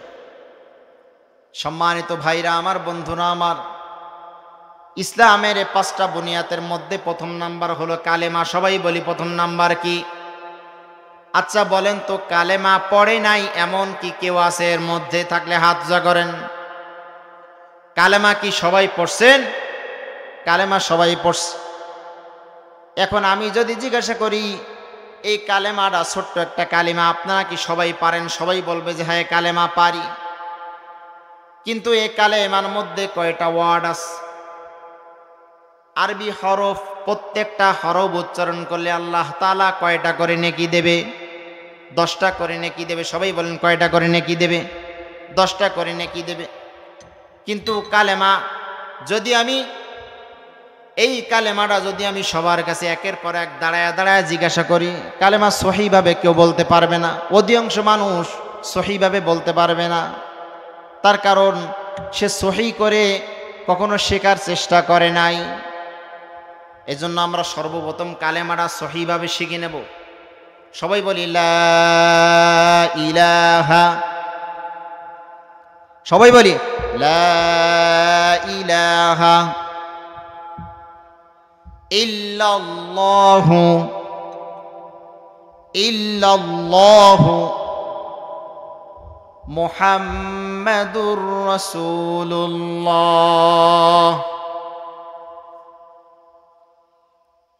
এখন আমি যদি জিজ্ঞাসা করি ভাই একজন দাঁড়াই বলেন, সে ওইটা কি বলে? লা ইলাহা ইল্লাল্লাহ মুহাম্মাদুর রাসূল। আচ্ছা তার কি পড়া হইল? লা কয় আলিফ টান হবে? লা কয় আলিফ? 3 আলিফ। ইলা 1 আলিফ। ইল্লাল্লাহ হবে না লা হবে? ইল্লাল্লাহ হবে। অনেকে বলে যে ইল্লাল্লাহ। ইল্লাল্লাহ মানে কি আমার আল্লাহ কয়জন? একজন। তারপর মুহাম্মাদুর রাসূলুল্লাহ, মুহাম এখানে গুণনা হবে, কিন্তু আমরা অনেকে গুণনা করি না। সামান্য সামান্য ভুল, সামান্য ভুল না, এগুলো বড় বড় ভুল, অর্থের পরিবর্তন হয়ে যায়। সম্মানিত ভাইরা আমার, বন্ধুরা আমার, ইসলামের 5টা বুনিয়াদের মধ্যে প্রথম নাম্বারটা হলো কালেমা। আমরা মনে করি যে এই কালেমা তো পড়ছি তো মুসলমান হয়ে গেছি, কালেমা পড়ছি তো মুসলমান হয়ে গেছি। না না, কথাটা অত সহজ না। আচ্ছা আপনারা বলেন, কালেমা পড়লেই কি মুসলমান হওয়া যায়? কালেমা পড়লে কি মুসলমান হওয়া যায়? মুসলমান হওয়া যায় না। এই কালেমার মধ্যে আবার 3টা শর্ত আছে, 3টা শর্ত লাগাইছে, কিতাবের মধ্যে আসছে। এই কালেমার মধ্যে শর্ত আছে 3টা। সবাই বলেন কয়টা? আরো জোরে সবাই বলেন, কালেমার মধ্যে শর্ত কয়টা আছে? এই 3টার মধ্যে প্রথম যে শর্ত হলো সেটা হলো ইকরার বিল লিসান, যেটা হলো জবান দ্বারা স্বীকার করা। সবাই বলেন জবান দ্বারা স্বীকার করা। ইকরার বিল লিসান, কালেমার মধ্যে প্রথম যে শর্ত সেটা হলো জবান দ্বারা স্বীকার করা। এই জবান দ্বারা স্বীকার আমরা সবাই করি, করি কি করি না? সবাই করি। কারণ আমরা কালেমা আমরা পড়ি লা ইলাহা ইল্লাল্লাহ, আল্লাহ ছাড়া কোনো ইলাহ নাই। হযরত মুহাম্মদ মুস্তাফা সাল্লাল্লাহু আলাইহি ওয়াসাল্লাম আল্লাহ তাআলার রাসূল, প্রেরিত রাসূল, এরা আমরা সকলেই মানি। লা ইলাহা ইল্লাল্লাহ মুহাম্মাদুর রাসূলুল্লাহ, এটা জবান দ্বারা আমরা বলি, এটাকে বলে ইকরার বিল লিসান। এখন আপনি যদি বলেন হুজুর আমি জবান দিয়ে দিয়ে উচ্চারণ করেছি, মুসলমান হয়ে গেছি, নিজেকে মুসলমান বলে দাবি করতেছি, মুসলমান হয়ে গেছি। না না, তুমি এখনো মুসলমান হতে পারো নাই, এখনো 2টা বাকি আছে শর্তের মধ্যে। দ্বিতীয় নাম্বার যে শর্ত হলো মুসলমান হওয়ার জন্য তাসদিক বিল জিনান, দিলে বিশ্বাস করা।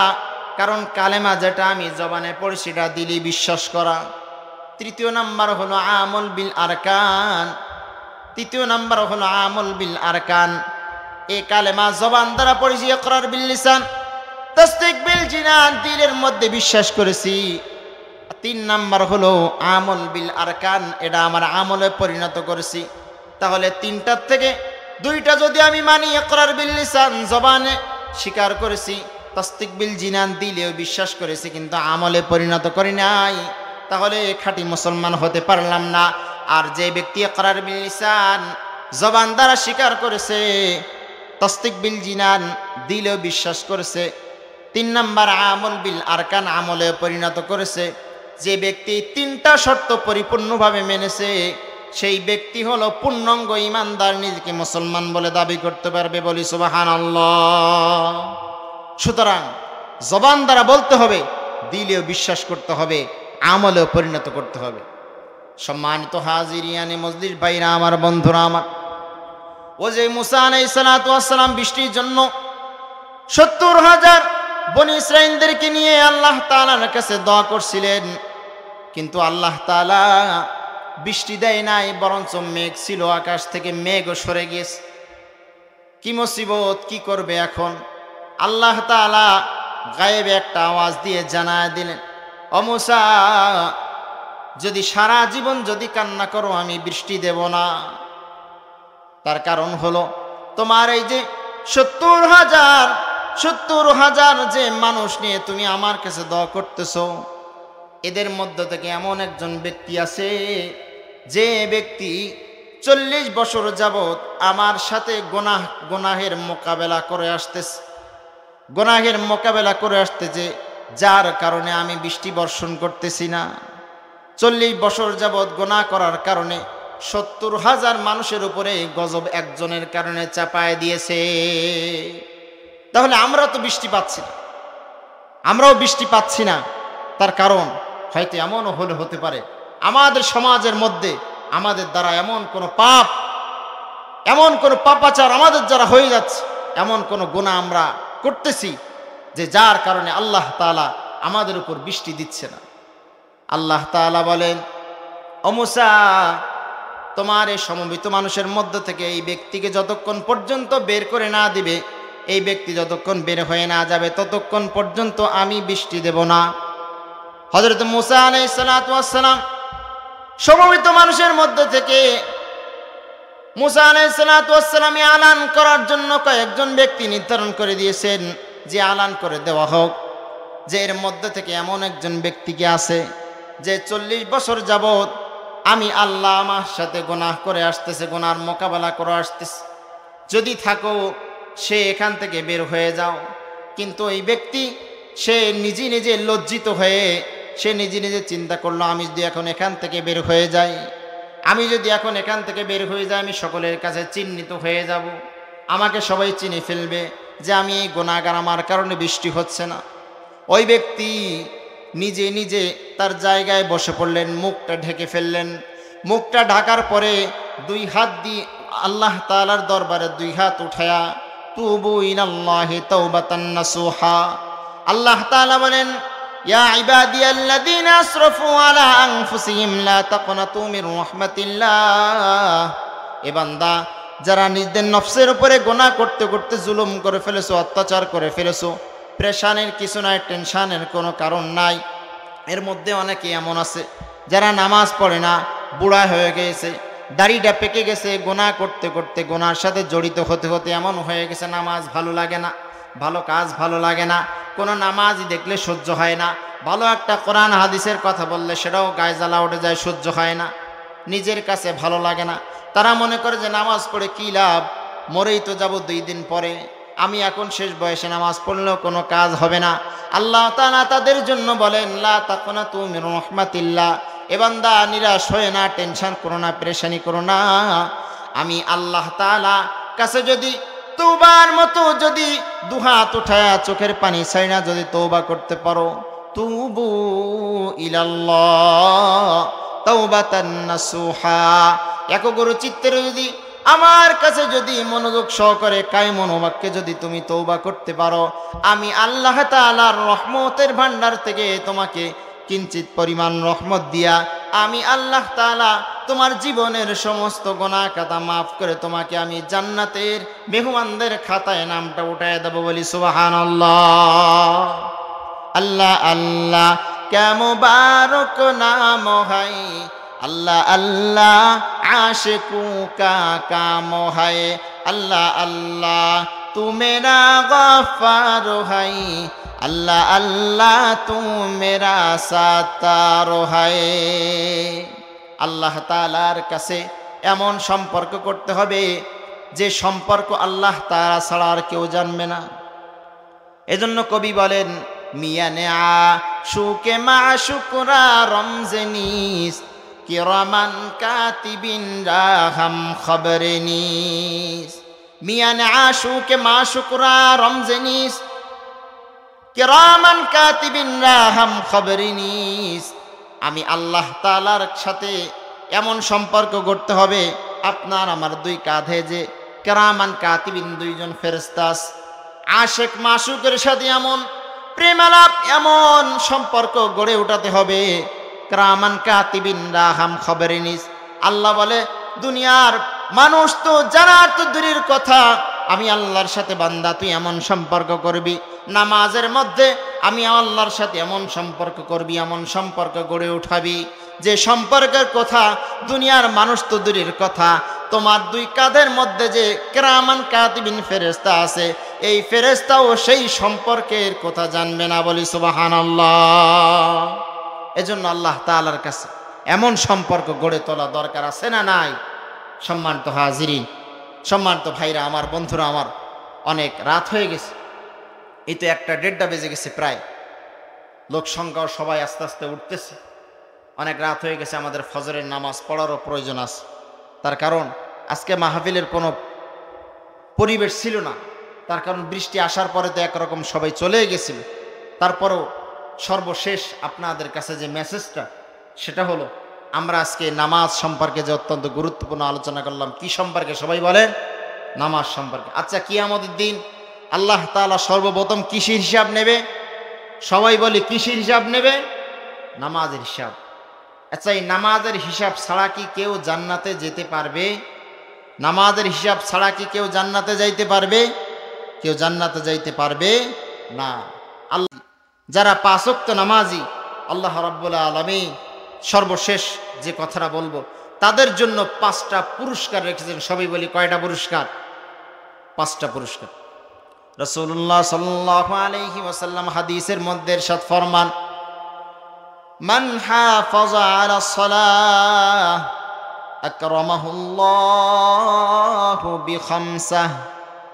পয়গম্বর সাল্লাল্লাহু আলাইহি ওয়াসাল্লাম হাদিসের মধ্যে ইরশাদ ফরমান, মান হাফাযা আলাস সালাহ, যে ব্যক্তি মান হাফাযা হেফাজত করবে, আলাস সালাহ নামাজের হেফাজত করবে, নামাজের প্রতি যত্নবান হবে, নামাজের ইহতিমাম করবে, নামাজ গুরুত্ব সহকারে আদায় করবে, খুশু খুজুর সাথে আল্লাহ তাআলার দরবারে হাজরা দিয়ে নামাজ আদায় করবে। পয়গম্বর বলেন, আকরামাহুল্লাহু তাআলা, আল্লাহ তাআলা তাদেরকে সম্মানিত করবেন বিখামসা, 5টা পুরস্কার দ্বারা, 5টা জিনিস দ্বারা। সবাই বলি কয়টা পুরস্কার দান করবেন তাদেরকে? সবাই বলি কয়টা পুরস্কার? এই 5টা পুরস্কার আমরা জেনে ইনশাআল্লাহ আখিরে মোনাজাত করে দেব। সম্মানিত ভাইরা আমার, বন্ধুরা আমার, 5টা পুরস্কারের মধ্যে সর্বপ্রথম যে পুরস্কার, আল্লাহ রাব্বুল আলামিন হাদিসের মধ্যে ইরশাদ ফরমান, রাসূল সাল্লাল্লাহু আলাইহি ওয়াসাল্লাম বলেন, ইয়ারফাউ আনহু, আল্লাহ তাআলা বলেন, খায়রুর রাযিকিন, উত্তম রিজিকের ব্যবস্থা আল্লাহ রাব্বুল আলামিন তার জন্য ব্যবস্থা করে দিবেন। বলে সুবহানাল্লাহ। প্রথম পুরস্কার, যে ব্যক্তি 5 ওয়াক্ত নামাজ জামাতের সাথে খুশু খুজুর সাথে সুন্দরভাবে যত্ন সহকারে আদায় করবে, আল্লাহ তাআলা তার রিজিকের অভাব দেবে না, তার রিজিকের অভাব দেবে না, বরঞ্চ আল্লাহ রাব্বুল আলামিন খায়রুর রাযিকিন, উত্তম রিজিকের ব্যবস্থা করে দেবে। এজন্য নামাজ বাদ সদা সর্বদা আমরা আল্লাহ তাআলার কাছে এটাই দোয়া করা, আল্লাহুম্মা রযুকনা ফাইন্নাকা খায়রুর রাযিকিন। সবাই বলি আল্লাহুম্মা রযুকনা ফাইন্নাকা খায়রুর রাযিকিন। আয় আল্লাহ, আল্লাহ তাআলা বান্দাদেরকে কখনো রিজিকের অভাব দেবেন না। 2 নাম্বার যে পুরস্কার আল্লাহ তাআলা বলেন, আযাবাল কবরি, এজন্য আমরা নামাজের পরে আল্লাহ তাআলার কাছে দোয়া করি, আল্লাহুম্মা ইন্না আউযু বিকা মিন আযাবিল কবর। আল্লাহ, আমাদেরকে কবরের আযাব থেকে হেফাজত করো মাওলা। আল্লাহুম্মা আজিরিনা মিনান নার। আল্লাহ, জাহান্নামের আগুন থেকে আমাদেরকে হেফাজত করো আল্লাহ। এজন্য আল্লাহ তাআলা বলেন, মহা পুরস্কার পাঁচটার মধ্যে দ্বিতীয় নাম্বার যে পুরস্কার, সেটা হলো পয়গম্বর সাল্লাল্লাহু আলাইহি ওয়াসাল্লাম হাদিসের মধ্যে ইরশাদ ফরমান, আযাবাল কবর। এই পাঁচটা পুরস্কারের মধ্যে দ্বিতীয় যে পুরস্কার, পয়গম্বর সাল্লাল্লাহু আলাইহি ওয়াসাল্লাম বলেন, যারা পাঁচ ওয়াক্ত নামাজি সুন্দরভাবে তাদের নামাজ আদায় করে, আল্লাহ রাব্বুল আলামিন কাল কিয়ামতের দিন তার কবরের আযাব থেকে মাফ করিয়া তাকে জান্নাতের মেহমান বানায় দেবেন, বলি সুবহানাল্লাহ। তাহলে নামাজের জন্য পাঁচটা পুরস্কারের মধ্যে দুইটা পুরস্কার। প্রথমটা হলো রিজিকের অভাব রাখবে না, উত্তম রিজিকের ব্যবস্থা করবে। দ্বিতীয় যে পুরস্কার, সেটা হলো আযাবাল কবর, কবরের আযাব মাফ করিয়া দেবে। তৃতীয় নাম্বার যে পুরস্কার, রাসূলুল্লাহ সাল্লাল্লাহু আলাইহি ওয়াসাল্লাম হাদিসের মধ্যে ইরশাদ ফরমান, কামা বিহি বিয়ামিনিক। পয়গম্বর বলেন, কাল কিয়ামতের দিন আল্লাহ রাব্বুল আলামিন তার আমল নামাটা তার ডান হাতে আল্লাহ রাব্বুল আলামিন দান করবে, বলি সুবহানাল্লাহ। ডান হাতে তার আমল নামা দেবে, ডান হাতে তার আমল নামা দেবে।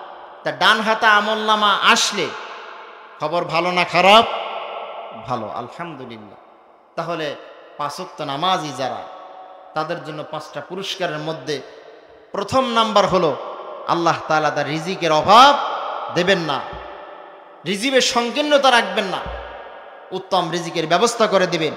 দ্বিতীয় যে মহা পুরস্কার, আল্লাহুম্মা ইন্না আউযু বিকা মিন আযাবিল কবর। সদা সর্বদা যে কান্না করি, আল্লাহ কবরের আযাব, কবরের আগুন, এই সাপ বিচ্ছু, আহ কি কষ্ট, আল্লাহ তুমি আমাদেরকে মাফ করে দাও, সকলে বলে আমি। দ্বিতীয় সে মহা পুরস্কার, সেটা হলো কবরের আযাব, আযাবাল কবরি। আল্লাহ তাআলা আযাবাল কবরি থেকে আমাদের হেফাজত করবে।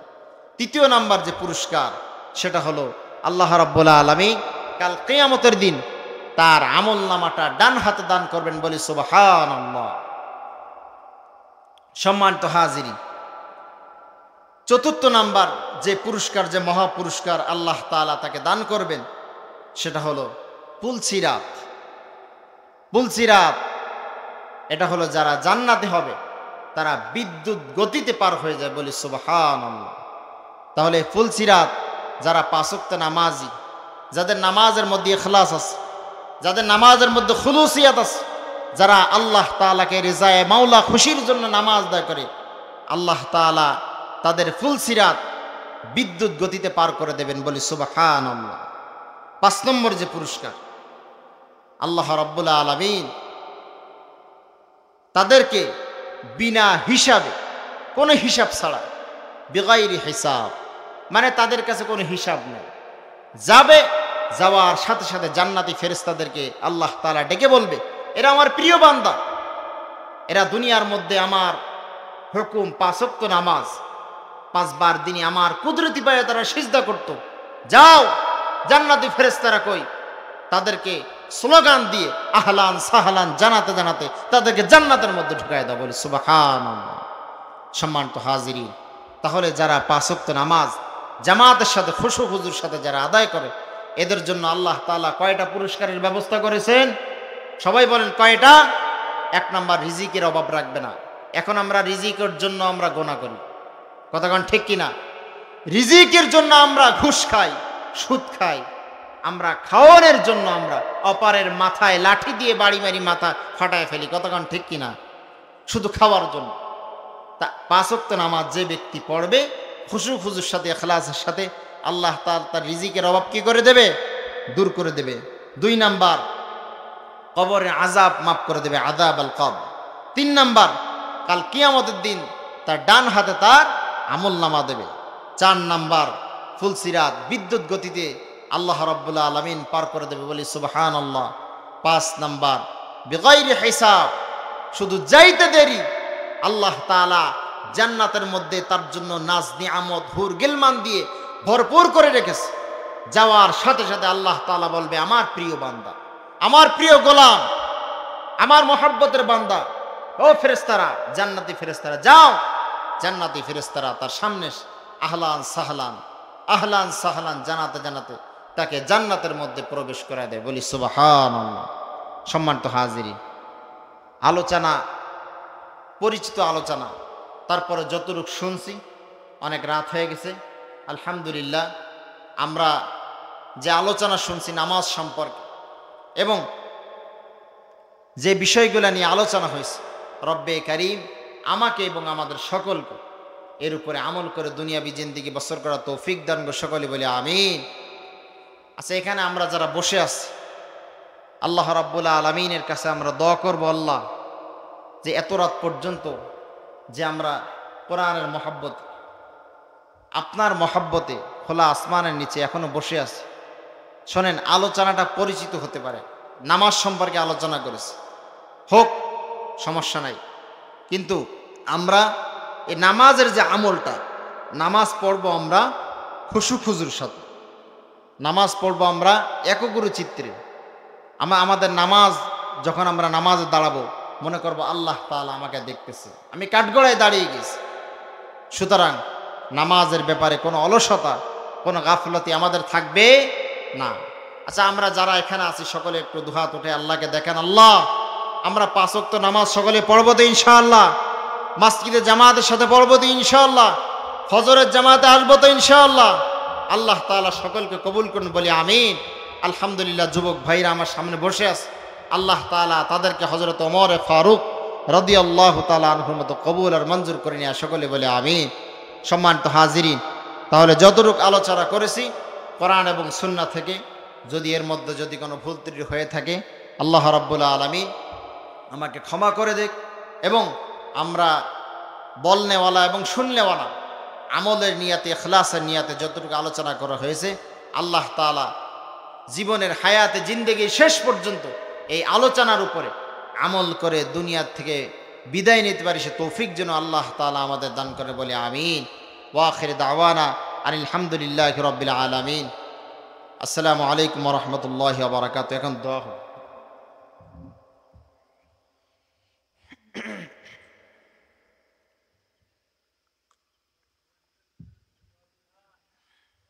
সঙ্গীত আসলে তো মানে গলার অবস্থা ভালো না, এমন একটা সময় চলে আসছে, ভাবছিলাম তো মনে হয় আলোচনা মাহফিল মনে হয় এখানে শেষ। তা আমি আপনাদের কাছে ছোট্ট একটা কথা, সেটা হলো আপনারা সকলে খাস করে আমার জন্য দোয়া করবেন। আসলে আলোচনা আমি প্রথমে বলে নিছি, স্টেজে ওঠার পরে যদি আমি হাসাতে পারি, আপনাদেরকে নাচাতে পারি, তাহলে বক্তা ভালো। কিন্তু যদি আমি কিছু আমলের কথা বলি, দেখেন অনেক দাড়ি পাকা মুরব্বী, যাওয়ার তো সময় হয়ে গেছে, এখন দুনিয়ার থেকে শুধু মানে বিদায়ের ঘন্টা বাজতেছে, মহল্লার থেকে শুধু মানুষ হারায় যাইতেছে। কিন্তু আপনার আমার বাবা দুনিয়ার থেকে বিদায় নিয়ে চলে গেছে, মা দুনিয়ার থেকে বিদায় নিয়ে চলে গেছে। প্রাথমিক পর্যায়ে দেখবেন যে বাবা দুনিয়ার থেকে বিদায় নিয়ে যাওয়ার পরে 2-1 মাস একটু কান্নাকাটি করি, 2-1 মাস একটু মনে থাকে, আফসোস করি। 1 বছর 2 বছর যাওয়ার পরে তাদের কথা আর মনে থাকে না, এটা স্বাভাবিক। দেখবেন যাদের বাবা নাই, যাদের ভাই নাই, প্রাথমিক পর্যায়ে একটু আবেগ দিয়ে কি কান্নাকাটি, কিন্তু দুনিয়ার থেকে বিদায় নিয়ে চলে গেছে 2 মাস 4 মাস 5 মাস হয়ে গেছে, তাদের কথা আর স্মরণ নাই। এজন্য সম্মানিত হাজিরিন, একটা কথা সবসময়ের জন্য মনে রাখবেন, আপনি যা কিছু করবেন আল্লাহ তাআলাকে খুশির জন্য, আপনি যা কিছু করবেন ইখলাসের সাথে, খুলুসিয়াতের সাথে, আল্লাহ আমি যেটা করতেছি আল্লাহ তোমাকে খুশির জন্য। সুতরাং এর বাহিরে কোনো কিছু করা যাবে না। সম্মানিত হাজিরিন, ঠিক আছে, যতটুকু আলোচনা করা হয়েছে আমরা ইনশাল্লাহ এর উপর আমল করার তৌফিক দান করুন আল্লাহ তাআলা। আর আমার জন্য সকলে দোয়া করবেন। এখন ইনশাল্লাহ দোয়া হবে। আমরা সকলেই বৈঠকের নামাজে যে বৈঠকে বসেন, তাশাহুদের হালতে এভাবে বসেন, বসে সকলেই সূরাতুল ফাতিহা একবার, সূরা ইখলাস 3 বার, কয়েকবার দুরূদ শরীফ পড়ি। বিসমিল্লাহির রহমানির রহিম। আলহামদুলিল্লাহি রাব্বিল আলামিন আর রহমানির রহিম মালিকি ইয়াউমিদ্দিন ইয়্যাকা না'বুদু ওয়া ইয়্যাকা নাস্তাঈন ইহদিনাস সিরাতাল মুস্তাকিম সিরাতাল লাযীনা আন'আমতা আলাইহিম গায়রিল মাগদুবি আলাইহিম ওয়ালাদ-দাল্লিন। বিসমিল্লাহির রহমানির রহিম কুল হুয়াল্লাহু আহাদ আল্লাহুস সামাদ লাম ইয়ালিদ ওয়া লাম ইউলাদ ওয়া লাম ইয়াকুল লাহু কুফুয়ান আহাদ বিসমিল্লাহির রহমানির রহিম কুল হুয়াল্লাহু আহাদ আল্লাহুস সামাদ লাম ইয়ালিদ ওয়া লাম ইউলাদ ওয়া লাম ইয়াকুল লাহু কুফুয়ান আহাদ বিসমিল্লাহির রহমানির রহিম কুল হুয়াল্লাহু আহাদ আল্লাহুস সামাদ লাম ইয়ালিদ ওয়া লাম ইউলাদ ওয়া লাম ইয়াকুল লাহু কুফুয়ান আহাদ। সকলে আমরা চক্ষু দুইটা বন্ধ করে ইস্তেগফার পড়ি। আস্তাগফিরুল্লাহ রাব্বি মিন কুল্লি যামবি ওয়া আতুবু ইলাইহি লা হাওলা ওয়া লা কুওয়াতা ইল্লা বিল্লাহিল আলিয়্যিল আযীম। আসসালামু আলাইকুম ইয়া আহলাল কুবুর, আসসালামু আলাইকুম ইয়া আহলাল কুবুর মিনাল মুসলিমিনা ওয়াল মুসলিমাত ওয়াল মুমিনিনা ওয়াল মুমিনাত ইয়াগফিরুল্লাহু লানা ওয়া লাকুম আনতুম সালাফনা ওয়া নাহনু বিল আসর। আমরা সবাই সবার জন্য দোয়া করব, সবাই সবার জন্য দোয়া করব ইনশাআল্লাহ। আল্লাহুম্মা আমিন। রব্বানা যালামনা আনফুসানা ওয়া ইল্লাম তাগফির লানা ওয়া তারহামনা লানাকুনান্না মিনাল খাসিরিন। রব্বানা ওয়া আতিনা মা ওয়া'আদতানা আলা রুসুলিকা ওয়া লা তুখজিনা ইয়াওমাল কিয়ামা ইন্নাকা লা তুখলিফুল মিআদ। রব্বুল আলামিন, মাওলাই করিম, গভীর রজনীতে মাওলা, কোরআনের মজলিসে মাওলা রব্বুল আলামিন, আমরা কোরআন এবং হাদিস থেকে এখানে আলোচনা করেছি, শুনেছি মাওলা রব্বুল আলামিন। জিকির, আজকার, তাসবিহ, তাহলিল যা কিছু করেছি মাওলা, ও মাওলাই করিম, এর মধ্যে যদি কোনো ভুল ত্রুটি হয়ে থাকে মাওলা তুমি ক্ষমা করিয়া দাও। ও মাওলাই করিম, যতটুক সওয়াব দান করেছো মাওলা কোটি কোটি গুণ বৃদ্ধি করে আকাইনাম তাজদারে মদিনা মুহাম্মাদুর রাসূলুল্লাহ সাল্লাল্লাহু আলাইহি ওয়াসাল্লামের রওজা মুবারকে পৌঁছায়া দাও। ও মাওলাই করিম, ও আরশের মালিক, ও জমিনের মালিক, ও জিন ইনসানের মালিক, তোমার দরবারে আমরা দুখানা গুনাহ মাখা হাত উঠিয়েছি মাওলা। যখন দুনিয়ার সব মানুষ ঘুমে বিবন হয়ে আরামের বিছানায় ঘুমিয়ে আসে, ঠিক সেই মুহূর্তে তোমার কাছে আমরা দুখানা গুনাহ মাখা হাত উঠিয়েছি মাওলা রব্বুল আলামিন। আমরাও তো পারলে পারতাম এই সময় আমরা আরামের বিছানায় মাওলাই করিম ঘুমায়া থাকতে মাওলা। ও মাওলাই করিম, তোমার মহাব্বতে, কোরআনের মহাব্বতে মাওলা আমরা আরামের বিছানা ছাড়িয়া মাওলাই করিম জান্নাতের বাগানে কোরআনের মজলিসে এসে বসছি মাওলা। তুমি আমাদের হাত দুখানা মাওলাই করিম ফিরাইয়া দিও না রব্বুল আলামিন। মাওলাই করিম, তোমার কাছে ফরিয়াদ মাওলা, যারা হাত উঠিয়েছে মাওলা, মুরব্বিয়ানে ইজাম, দাড়ি পাকা মুরব্বি, শিশু বাচ্চা, নাবালেগ মানুষ মাওলাই করিম, গুনাহ কাকে বলে এখনো জানে না মাওলা, গুনাহ কেমনে করতে হয় কেন বোঝে না মাওলা রব্বুল আলামিন। উলামায়ে হযরত হাফেজ কোরআন, তালিবুল ইলম মাওলা, যারা হাত দুখানা মাওলাই করিম তোমার কাছে ভালো লাগে, পছন্দ হয়, সেই হাতের ওসিলা করে মাওলা আমাদের সকলের জীবনের গুনাহ খাতাকে মাফ করিয়া দাও। ও আরশের মালিক, ও জমিনের মালিক, ও মাওলা, আমাদের সাথে মাওলাই করিম পর্দার আড়ালের মা বোনেরাও হাত উঠিয়েছে মাওলা। ও মাওলাই করিম, যার না মনে নেক আশা মাকসাদ আছে তুমি পুরা করিয়া দাও রব্বুল আলামিন। মাওলাই করিম, অনেকে অসুস্থ অবস্থায় মাওলা হাসপাতালের বেডে শুয়ে আছে মাওলা। অনেক রোগী দেখলে দেখা যায় মৃত্যুর যন্ত্রণায় কাতরায় কাতরায় কেমন করে কাঁদে মাওলা। ও মাওলাই করিম, সেই তুলনায় আল্লাহ আমাদেরকে তুমি অনেক সুস্থ রেখেছো মাওলা, শুকরিয়া আদায় করি আলহামদুলিল্লাহ। ও মাওলাই করিম, পারলে তো পারতো মাওলা আমাদেরকে হাসপাতালের বেডে রাখতে মাওলা। অনেকে আছে মাওলাই করিম চক্ষু দুইটা দিছে আল্লাহ তাআলা, কিন্তু চোখে দেখে না। অনেকে আছে প্রতিবন্ধী মাওলাই করিম, কথা বলতে পারে না। অনেকে আছে মাওলাই করিম পাও দুইটা নষ্ট, ঠিক মতো হাঁটতে পারে না মাওলা। সেই তুলনায় আল্লাহ তুমি আমাদেরকে অনেক সুস্থ রেখেছো মাওলা। মাওলাই করিম, তোমার কাছে ফরিয়াদ মাওলা আমাদের জীবনের গুনাহ খাতাকে মাফ করিয়া দাও রব্বুল আলামিন যারা অসুস্থ আছে খাস করে শিফা আজিলা কুল্লিয়া আফিয়া দান করিয়া দাও ও মাওলাই করিম যারা ঋণগ্রস্ত আছে ঋণ থেকে মুক্তি দান করিয়া দাও রব্বুল আলামিন মাওলাই করিম পরিবার পরিজন স্ত্রী পুত্র সকলকে মিলেমিশে থাকার তৌফিক দান করিয়া দাও মহল্লাবাসীর মধ্যে মাওলাই করিম সকলকে এক এবং না খাওয়ার তৌফিক দান করিয়া দাও সমস্ত প্রকার ঝগড়া ফাসাদ বিদ্বেষ দূর করে মাওলাই করিম একসাথে থাকার তৌফিক দান করিয়া দাও রব্বুল আলামিন তোমার কাছে ফরিয়াদ ও মাওলাই করিম আমাদের সমস্ত প্রকারের ইবাদত মাওলাই করিম রেজায়ে মাওলা তোমার খুশির জন্য করার তৌফিক দান করিয়া দাও রব্বুল আলামিন তোমার কাছে ফরিয়াদ পাঁচ ওয়াক্ত নামাজ মসজিদে জামাতের সাথে আদায় করার তৌফিক দান করিয়া দাও রব্বুল আলামিন তোমার কাছে ফরিয়াদ মাওলা ও মাওলাই করিম একে অপর ভাইয়ের মধ্যে ভালো মহাব্বত ভালোবাসা আন্তরিকতা তৈরি করে দাও রব্বুল আলামিন হিংসা আমাদের থেকে দূর করিয়া দাও রব্বুল আলামিন তোমার কাছে ফরিয়াদ আমাদের মধ্য থেকে অনেকেরই পিতা দুনিয়া থেকে বিদায় নিয়ে চলে গিয়েছে মাওলা ও মাওলাই করিম ওই পিতার কবরকে তুমি জান্নাতের আলা মাকাম বানিয়ে দাও রব্বুল আলামিন যে মা কত কষ্ট করে আপনাকে আমাকে লালন পালন করেছে মাওলা ওই মা যাদের দুনিয়ার মধ্যে নাই মায়ের কবরকে তুমি জান্নাতের আলা মাকাম বানিয়ে দাও রব্বুল আলামিন এই মাহফিলে যারা আয়োজন করেছে মাওলা যুব কমিটি সহ মাওলাই করিম মাত্র মহল্লাবাসী যত ভাই এবং বোনেরা মাওলা একান্ত সহযোগিতা করে মাহফিল্লা করার মতো তারা সহযোগিতা যোগাইছে মাওলা এর উত্তম প্রতিদান কাল কিয়ামতের দিন উত্তম জাযা তুমি তাদেরকে দান করিয়া দাও রব্বুল আলামিন মাওলাই করিম তোমার কাছে ফরিয়াদ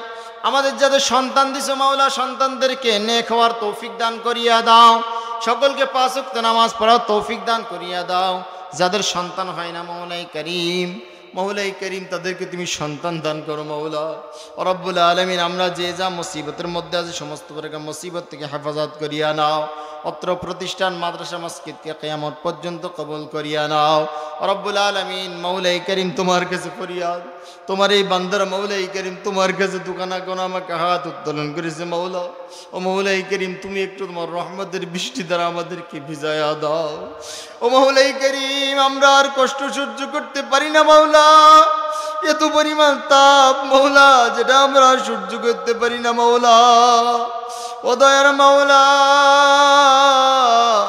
আমাদের উপর এমন কোন গজব দিও না মাওলা যে গজব আমরা সহ্য করতে পারবো না মাওলা ঘরের মধ্যে শিশু বাচ্চাগুলো চিৎকার করে করে কাঁদে গরমের তাপে আর ঘুমাইতে পারে না মাওলা ও মাওলাই করিম তোমার কাছে ফরিয়াদ মাওলা যারা মাছের চাষ করে মাছগুলো পানি গরম হয়ে মারা যাচ্ছে মাওলা রব্বুল আলামিন তোমার কাছে ফরিয়াদ মাওলা আমাদেরকে একটু রহমতের বৃষ্টি দ্বারা তুমি ভিজায়া দাও রব্বুল আলামিন একটু রহমতের বৃষ্টি দ্বারা ভিজায়া দাও ও মাওলাই করিম তোমার কাছে ফরিয়াদ মাওলা রব্বুল আলামিন আমাদের হাত দুখানা কবুল আর মঞ্জুর করিয়া নাও ও মাওলাই করিম আমাদের পিতা মাতা যাদের দুনিয়া বেঁচে আছে তাদেরকে খেদমত করা তৌফিক দান করিয়া দাও মুরব্বীদের সম্মান করা তৌফিক দান করিয়া দাও ছোটদেরকে স্নেহ করা তৌফিক দান করিয়া দাও আজকের মাহফিলের যারা আয়োজন করছে মাওলাই করিম সকলকে উত্তম প্রতিদান কাল কিয়ামত দিন দান করিয়া দাও রব্বুল আলামিন তোমার কাছে ফরিয়াদ আমাদের হাত দুখানা কবুল আর মঞ্জুর করিয়া নাও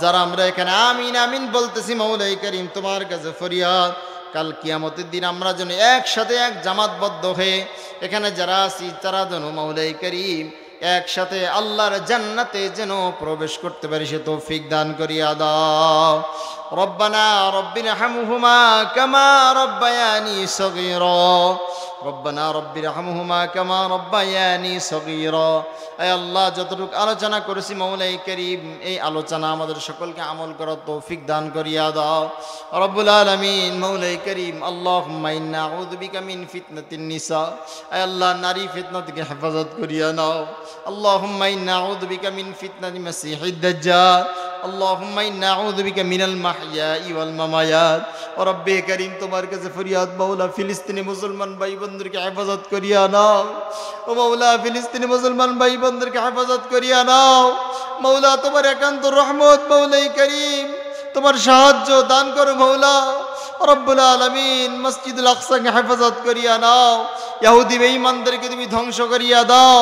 আল্লাহুম্মা হালাক ফিল ইয়াহুদা ওয়ান নাসারা, আল্লাহুম্মা হালাক ফিল ইয়াহুদা ওয়ান নাসারা, আল্লাহুম্মা আনসুরিল মুসলিমিন ওয়াল মুজাহিদিন, আল্লাহুম্মা আনসুরিল মুসলিমিন ওয়াল আলিমিন, আল্লাহুম্মা আনসুরিল মুসলিমিন ওয়াল আলিমিন।